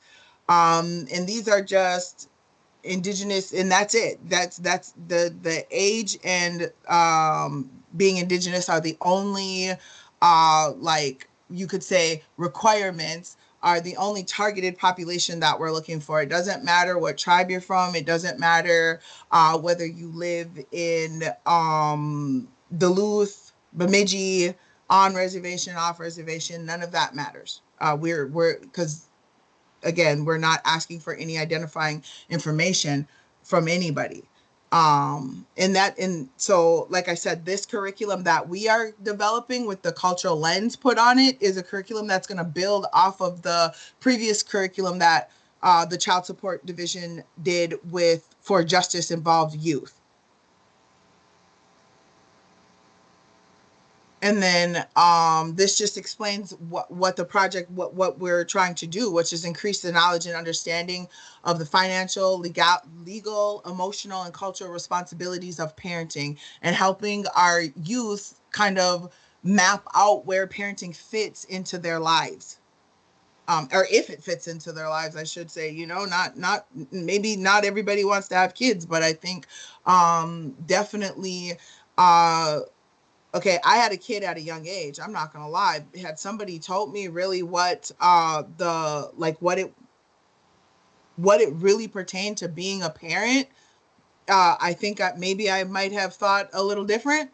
So I think it's important that we, get this information and share this information. And again, because this is Indigenous, our population is the Indigenous population. It's all geared and targeted towards our Indigenous communities. And we want to partner. We would like to seek partnership with tribes and Indigenous organizations. And I would like to say I do have an executed contract with an Indigenous organization in the metro area for to conduct a focus group with their youth and young adults as well. But one thing I have said from the beginning of this project, when I have since I've jumped on, is that we can't just get the you can't just get the urban voice. Tribal life is so different than urban life, than metro life. It's night and day. It's two different ways of life. It really is. And we can't just zero in on one lifestyle. And then on top of that, this curriculum is going to be used throughout the state of Minnesota, and we can't just we can't exclude our Lakota or Dakota relatives. We can't do that. And so this targets just the Indigenous population. And so this is the the contracting information, which is the up to a $5,000 grant. And we asked that you guys would recruit participants, but Child Support Division staff I would come and facilitate. We would take our notes. We would do everything, all of that.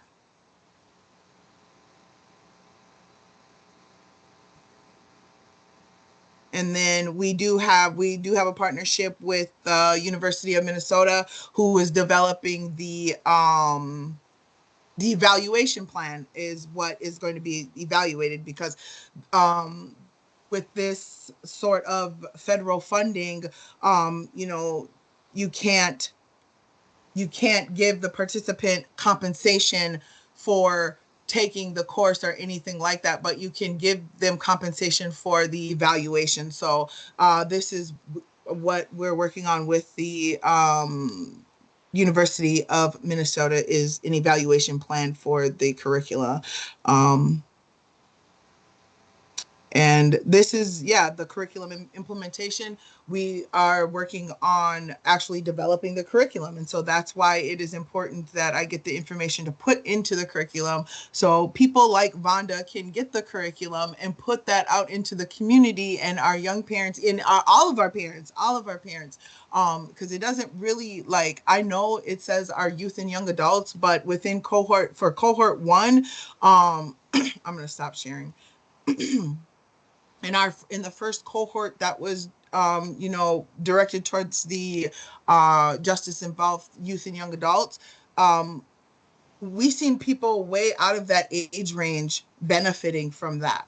We've seen a lot of people really intrigued in the curriculum and the programming that were well past 25. Sorry, I know that was like a lot, and I hope I didn't go through it too fast.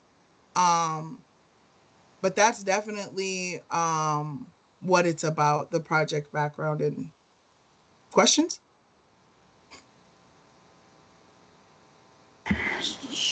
Okay, getting back to the question again. So how do you guys want to proceed with this?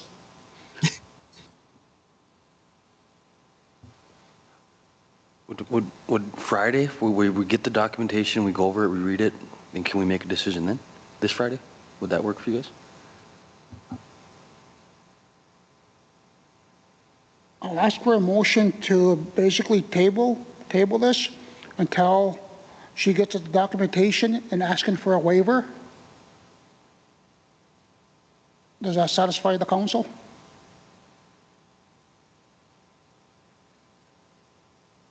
I'd say yes, but with saying that if we do get this together, just to get it as a poll vote, get it done. Should be able to get it done before Friday, hopefully. What day is it? Wednesday? Thursday? Yeah.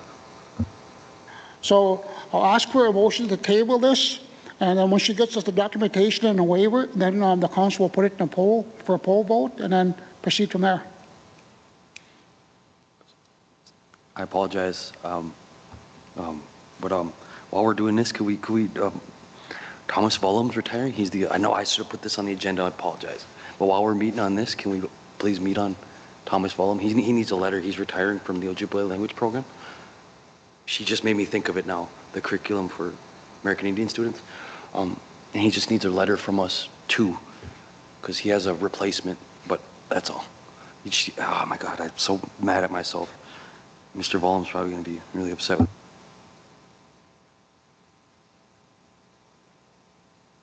me. Miranda?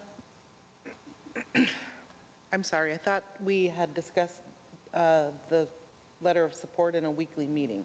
And so, yeah, it's approved. I will follow up on that. Yep, no problem. Okay. I would rather just approve this to go into the 5,000, pending that she gets the paperwork and justification to us by noon on Friday. And then give us a little bit, a summary of where you're serving. So when somebody calls us, we can read right from your document about who you're serving, who's going to be taking the 1.5-hour surveys, and then your information, so we can revert them back to you. Because we're probably going to get some calls on this, because it shows here that you're going to be giving a compensation or gift card. So, you know, just give us all of that information when somebody calls up here, because I don't like to not know about something. This is a lot of information, so just give us the gist of that. And I would say, okay, for the 5,000, what kind of reimbursement are you talking about? Explain that to me. Okay, so like how do I explain this? Do you mean, okay, let me just phrase it this way. What does our office need to do? Nothing? As far as anything, we don't need to be accepting any funding.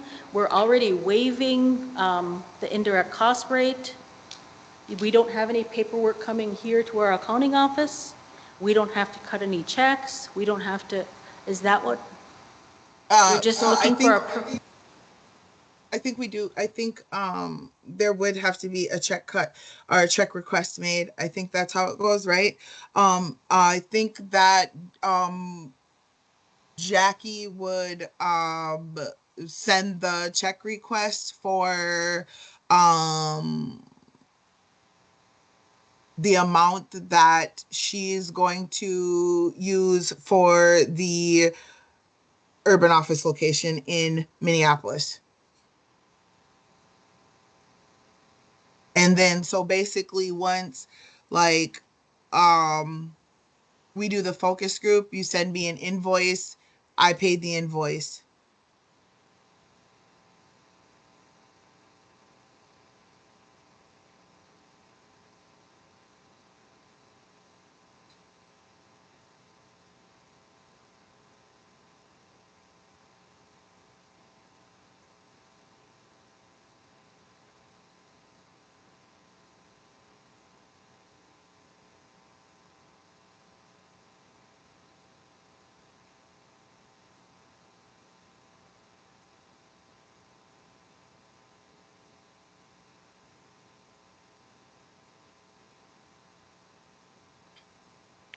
Renika, is the sample contract the page after page 82 in the information that you submitted to us? It's page number 1, but it's located after the page with page number 82 on it with the mad emoji. Okay, I apologize that it was submitted like that. That should have been individual separate documents. But if you allow me to, can I screen share? Because I have it right here. If you like, I don't know what number it is in the documents. Okay, yes, please share. Yes, got it. Okay. Okay, so sorry, hang on. Okay, so this is the sample language of Sorry, the scope. Renika. Can you zoom that in a little bit? Oh, yeah, hang on.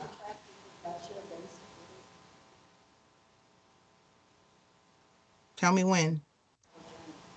I think this is just the sample, sample language. Yeah. Well, I can't. The only reason why I haven't. Wait, what did she request? I want the actual contract, or if you're doing if you're doing a MOU, which I need the actual language, and then our tribal attorney needs to look that over, and then you would need to submit a request for waiver of indirect costs along with that. Because if we can't be going over a document online here, and we're on the subject for what, 20 minutes now? So I think that we do need to table this. And if you can have all of that information sent to us, an actual contract, and then we'll get that reviewed by tribal attorney as fast as we can, and then we can do a poll for that. All right, with that being said, I'll call for a motion to table this until she can send in the documentation. Is there a motion to table? Move. Moved by Tara, is there a second?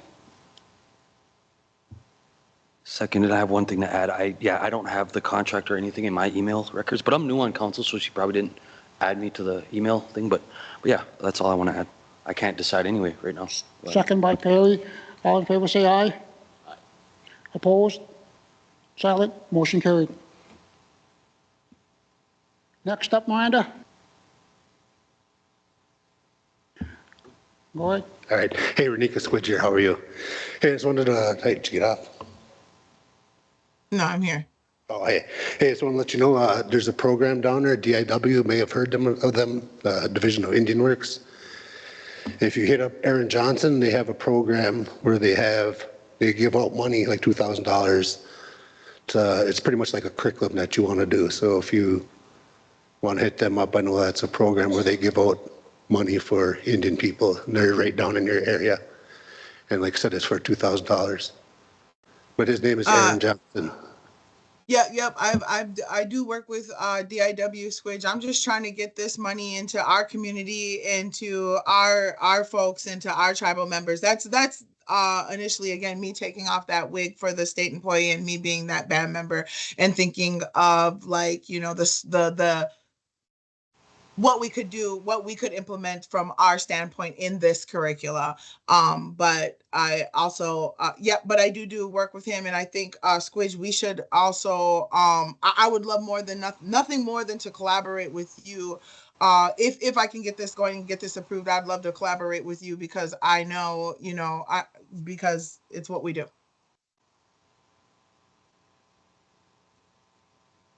Thank you, Renika. Thank you.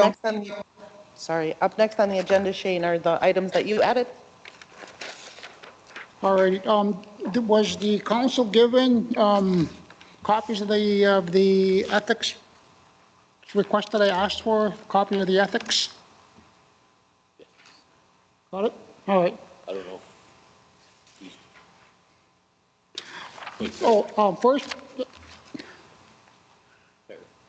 Got it? Okay. Now, the first thing that I've asked for is that a discussion for mandatory training for new council members. As an example, the chairman and vice chairman should have individualized training set up for them. If there's a new chairman coming on board, they need to have training and what needs to be done so that we can continue to operate as a tribal council and as a tribal government. And the training needs to be specifically tailored to what they're going to be doing. Another training it needs to be for, if there's another secretary treasurer, that they need the specific training as well. And I've been pushing for this ever since, for a while now. There also needs to be training for the District 1 representatives, specifically tailored to them. And so that if there ever is a new district representatives, that when they get on board, they'll know exactly what they can do and what they can't do. And I think that we should probably, as a council, put that into a resolution. And if we can, once Jeff gets back, I know that he's gone, he's not here today, but once he gets back, that if that information could be shared with him so that he can draft something by the next RTC meeting to present it, then the council can approve it at that time if they want to. And if there's anything else that you guys think needs to be added to it, that'd be a good idea to add. If whatever you think else needs to be added to it. Prairie? Well, I for one, support that, because when I first got on, there was no manual, there was no procedure. I'm learning. I'm a quick learner, though. I mean, I'm bilingual. I learn pretty quickly. But you're right. You know, there should be, and this is what I'll tell people when we were discussing the special election. You know, just my words, not theirs. That I had concerns. You know, a new chairman comes on, you got to update them.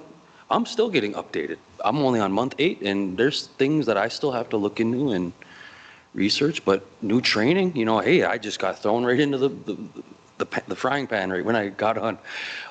Jokingly, I'm just joking, but yeah, no, this is a tough job. You got to be careful. All we are is risk analysts. People say, well, what is a tribal leader? We are risk analysts. We have to decide. We are the ones that make the choices that affect, like I said, 2-3 months in there. Our decisions affect everybody here. And you know, I just, like I said, I'm not a selfish person. I always, when I make a decision, I want to know who it affects, why is it going to affect them, and every reason why it should or should not affect them. And that's all I'm going to say, Mio. Any thoughts, Robert, Tara? I'd just say that, you know, any kind of training or anything on what any person that's going to step into as being a council member should be, you know, should be somehow brought forward to a new council member coming in. You know, it is very difficult coming into a situation, you know, I, like Perry said, I truly did not know, and it's, over 2 years now, and it's still, you know, not the easiest thing in the world to decipher when we need a resolution, when we need a poll vote, or, you know, it's just, it's not the easiest thing in the world. So if we have some kind of training that'll help us get right into the thick of it all, would just benefit our whole community no matter what. So yes, I'd really like to see some kind of training. I don't know where that training comes from, but that's the thing we're going to try to figure out too. Thank you, Robert. Tara? Yeah, well, this stems from when I first got on and I requested training for all of the tribal council. And we got some training from our tribal attorney, just because it depends on interpretation, and that can be different for many folks. So I think that training should be offered. Are you saying offered or mandatory? I would say mandatory, that within the first 2 weeks of getting elected and coming on board as a tribal council member, that they have to attend training so that they understand and know what they're doing.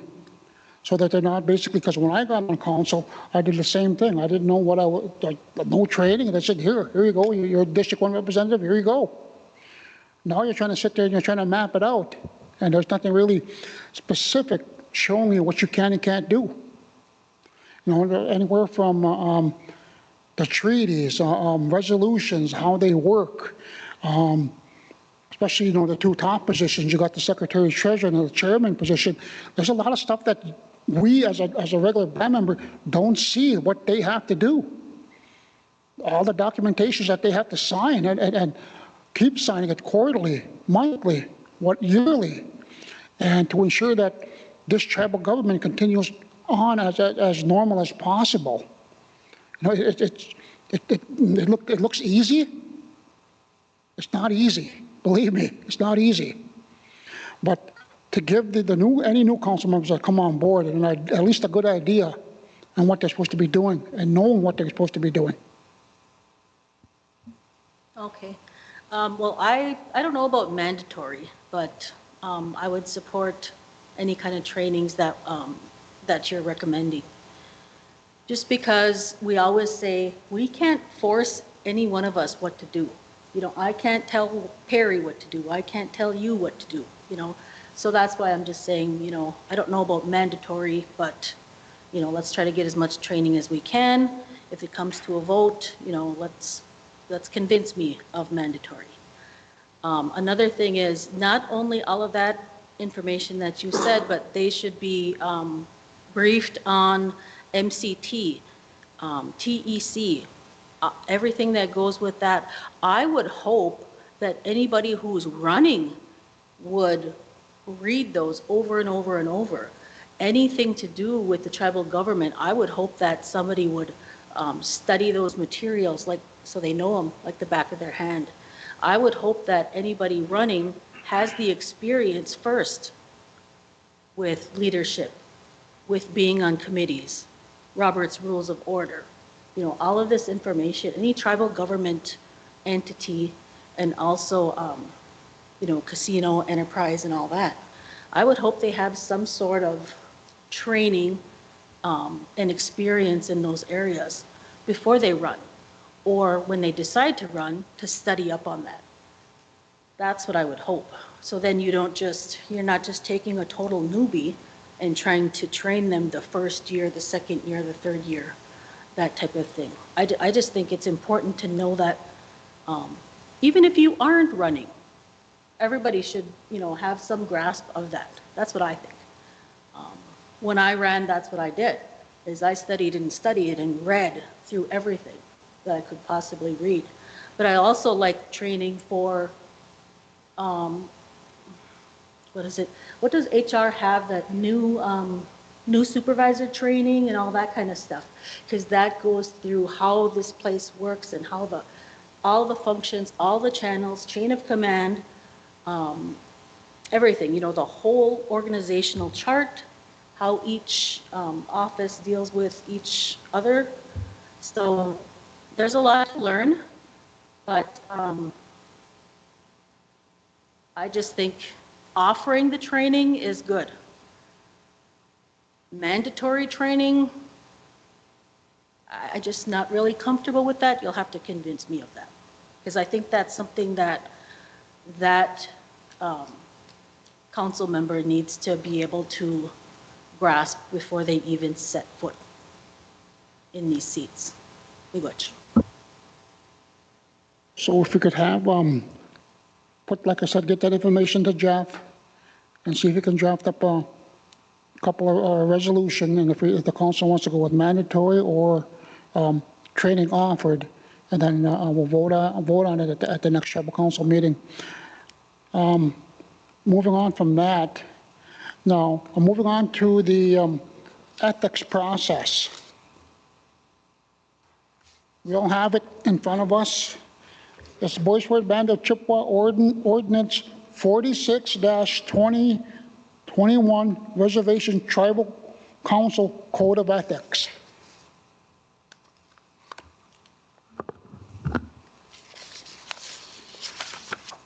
Now, the first thing I would like to point out, just for discussion, nothing set in stone, is that on the first page, under section 103, scope, it talks about B, time. The standards of conduct continued in this ordinance apply only to events occurring after the effective date of this ordinance. In the event that the ordinance is amended, and amended provisions shall apply only to events occurring after the effective date of the amendment. Now, with the MCT Constitution, is the way I understand it, is that there's a 5-year window. If somebody does something within that 5 years, they can still be charged, or whatever you want to call it, in the MCT, under the MCT process.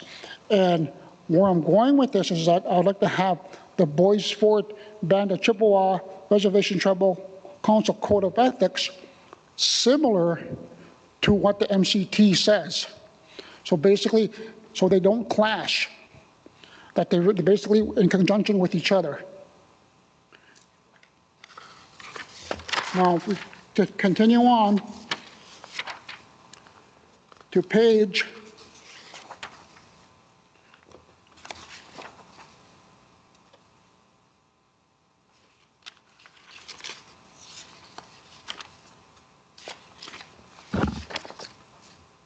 Now, under section 412, civil penalties, it says, if the Tribal Ethics Committee finds that a violation was intentional, repeated, or made in bad faith, the Tribal Ethics Committee may recommend to the Reservation Tribal Council a civil penalty. The civil penalty shall be $500 or the value of any benefit obtained as a result of the violation by the subject of his or her immediate family, whichever is greater. The civil penalty, if any, shall be contained in the findings of fact and recommendations for disposition. Now, with that, as I understand the MCT Constitution, there is no civil penalty. So I think that this should be stricken from the Code of Ethics. And that this process needs to be concurrent, run concurrent with the MCT process. If you look at the MCT process, there is no civil penalty. And my concern with this is that if somebody is charged and they end up paying a fine with it, and it goes to the MCT, they could say it's unconstitutional. because this is all in reference to Article 10 of the MCT Constitution. So I think, as I said, I'm putting this out there for discussion. And as we continue on with and trying to make this process a little better, a little more transparent, I think it'll be that much better should there be a new council that comes on board, and easier for our band members to understand and see. So them two things, I would offer up as a discussion point, starting point, as we move on. The third and final thing is a discussion on resolution for council members cannot bind the RTC or tribal government to any contract or project by him or herself. Now, when we look underneath the Code of Ethics, it's under, show you the page, hold on.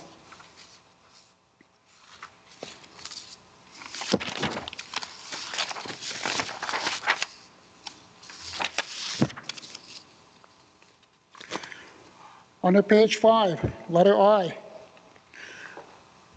even though it's in the Code of Ethics, it says no official shall make unauthorized commitments or promises of any kind purporting to bind the Boys Fort Band. Now, what I'm asking for of the Tribal Council is to make this into its own standing resolution so that no individual council member can bind the band in any way, shape, or form. And the other thing that I'm going to ask of the Tribal Council is that we need to start putting our resolutions on the tribal government webpage so that we keep talking about transparency. Well then, let's be transparent. So that way our band members know, hey, here's a resolution, the council's in violation of it.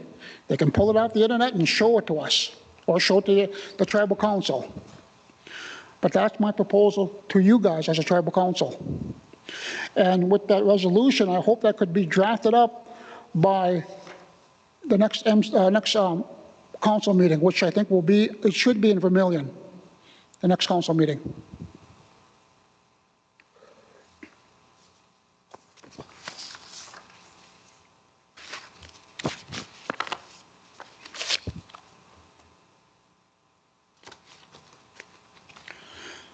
So with that, them are the three things that I wanted to present to you guys for discussion, and hopefully we can move forward on those. My fourth and final thing is, if you look back at the meeting minutes, let's go all the way back. Where are those meeting minutes?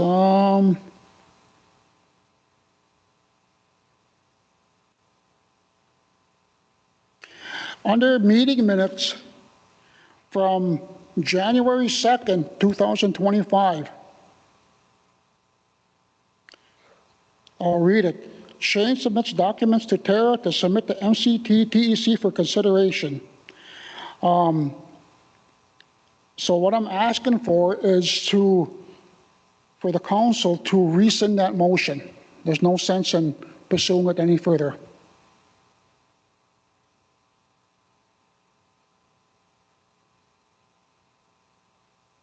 It was set in motion at a Tribal Council meeting, so I think it needs to be done or finished at a Tribal Council meeting.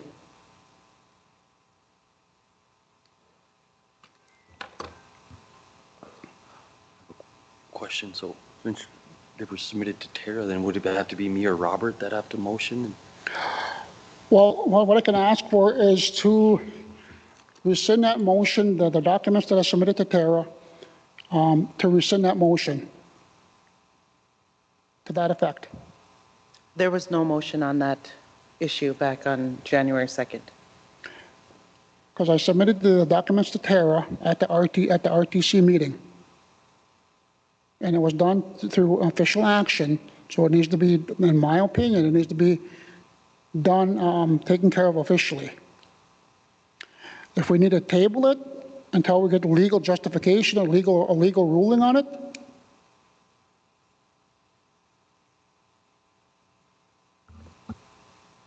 Michael had to leave for about an hour, so he's not going to be on until about 2:30. I'm sorry, Miranda, I am here. I do have Oh, to you hop are? off Good. soon. Thank you. I do agree with Miranda that if Shane's submission to Tara was not made by any formal motion that was seconded or approved by the council, it dies.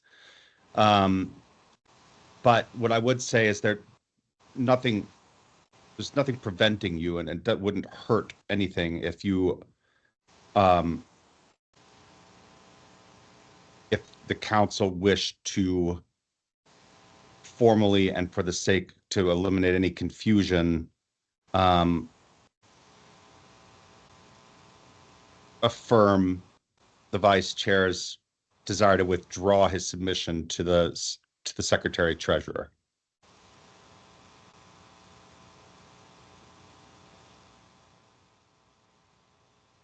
Mr. Drift, you want to withdraw your submission to Ms. Geisha, correct? Robert?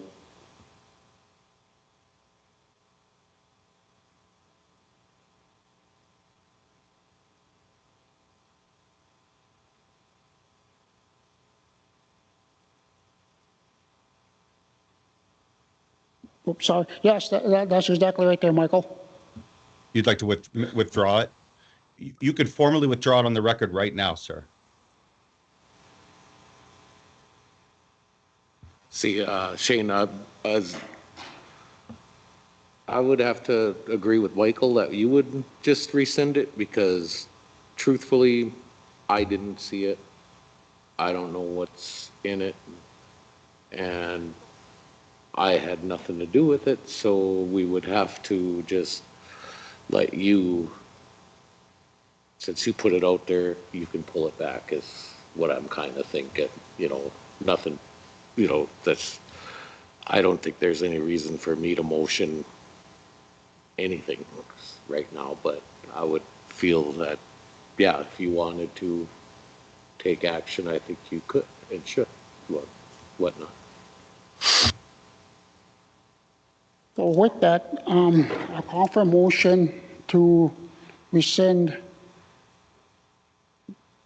No? No? You don't want to do it?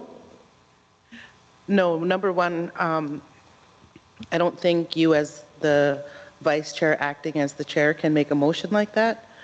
But then I believe all you need to do, correct me if I'm wrong, Michael, is withdraw your submission to Tara at the last meeting. You're formally withdrawing your submission.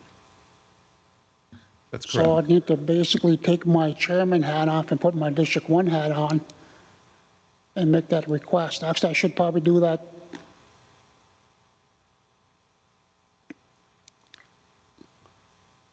Sir, you can do it right now on the record. Yeah, just as a statement, I formally withdraw the information submitted to Secretary Treasurer Gizik on the January 2nd, 2025 meeting. Just a formal statement like that. All right, we'll go that route. So I formally withdraw the documents that I submitted to Secretary Treasurer Terry Gizik. There it is.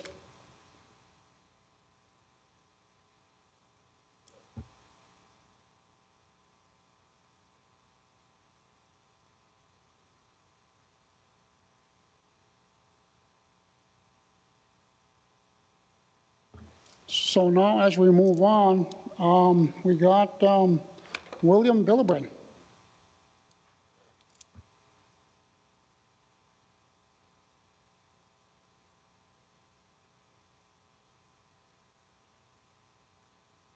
Y'all get the email I sent you? And, oh, yeah.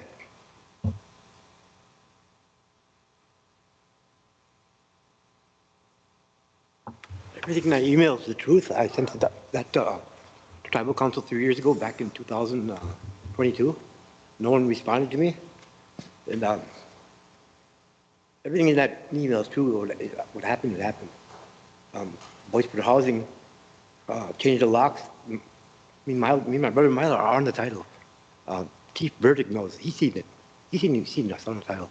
And they kicked us out, changed the locks, and threw all the stuff, my documents, everything, my mom's documents, in the dumpster. So I have no proof of what I'm saying. But you guys have the records here. You guys know what's going on. I'm asking, give me my house back or the money back for the house. It's been 5 years. You have somebody else paying rent that house to you guys. It's totally illegal. Yes, you guys should do the right thing and give me my house back.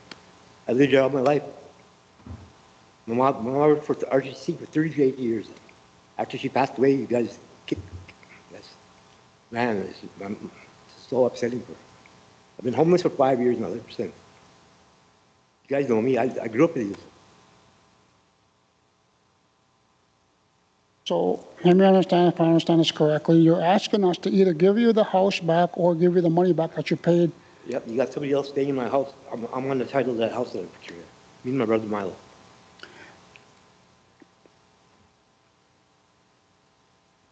She stayed in the house, paid rent for 15 years. Paid it off in 2019, before she passed away. She's still working for RTC when she paid it off. Know for a fact. Miranda, can we have housing start looking into that and then get the information from housing to the tribal council so that we could review that information?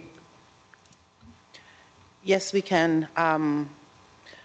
Mr. Villebrin had forwarded an email to Secretary Treasurer Gizik earlier this week, might have been today. So we already have housing looking into it. We also have accounting looking into it. So since this morning, we've already started our research on this. So yes. So if, with that, we're looking into it and we will continue to look into it, and then once we have all our information and facts and all that, we'd like to sit down again with you and go over that. I don't have any documents because the housing threw all our stuff away, locked out, wouldn't let us go in there and get them. They knew what they were doing. Threw everything in the dumpster, wouldn't let us go in there. Housing threw they'll call the police if you go in there and get stuff out of the dumpster. That's what they told us. Housing threw all their stuff away? My mom's stuff away. Can you? That should be criminal damage to property right there. Man, everything I did was illegal. Now, if you guys don't help me, go to FBI or those internal investigations of tribal matters. That's my next move. If you guys don't help me. Can you check on that as well? See what happened with your items? I can. T-Bin, I don't know what else to call you. Would you be able to document that information for us? Just write it up and submit it to me, and, you know, whatever, maybe a timeline, you know, what happened when. Would you be able to submit that in writing that email to me? Email, the timeline of that email that I sent. Happened in March of 2014 when they changed the lock. Or 2020, I mean. She passed away in January 2020. I don't see anything in the email that you forwarded about everything being thrown away and put into a dumpster. No, I didn't mention that part. I was just asking. Yeah, so any information like that that's not in the email that you sent, would you be able to document that for us? Thank you. Yes, again. Who did I send it to? You can send that to me. Okay. Thank you. All right, thank you for that. And so we got to react. Okay. all right, thank you. Just make sure to get that information to Miranda. Thank you. I just want to say, T-By, timeline, I just got on council, so I hear your words, and, I'm sorry that, I'm not saying this, it's true or not, I just got to look at the facts first, but I have no reason to lie to you. No, I know, I'm not calling you a liar. I'm saying that, just let me get the facts first, okay? Okay, sounds good.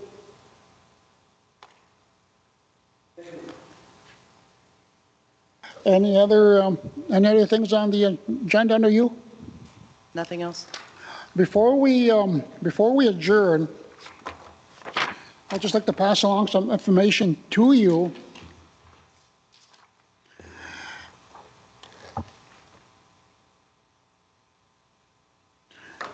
We got free tax preparation in Nut Lake.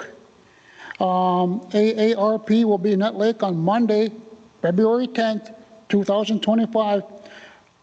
So that information will be posted. Also, holidays and RTC excusals. We have President's Day coming up. The Bois Forte Tribal Government offices will be closed on Monday, February 17th, 2025. February 19th, 2025. We have, actually says we have another council meeting on the 19th, but that needs to be changed to Vermilion. So we'll change that to Vermilion. RTC agenda deadline is Thursday, February 13th, 2025. Also, free tax preparation for Vermilion. AARP will be in Vermilion Wednesday, February 19th, 2025. Also, we have the State of the Band, which is coming up on Saturday, March 4th, 2025, in the Woodlands Ballroom at Fortune Bay Resort and Casino. 11 a.m. to 2 p.m. We're going to have registration and booths. 1 p.m. special financial presentation in the executive boardroom. So we look forward to seeing you there. If there are no other issues, I ask for a motion to adjourn. Move. Moved by Tara. Is there a second? Second, and I'll just wanted to say that the State of the Band is coming up on the March 1st, and I will actually be out of town, so it's going to be kind of, hate the idea of missing it, but I just wanted people to know. Okay. All in favor, say aye. Aye. Opposed? Silent? Motion carried, and we are adjourning at 1:57. Thank you, Regina. Giga Waberman.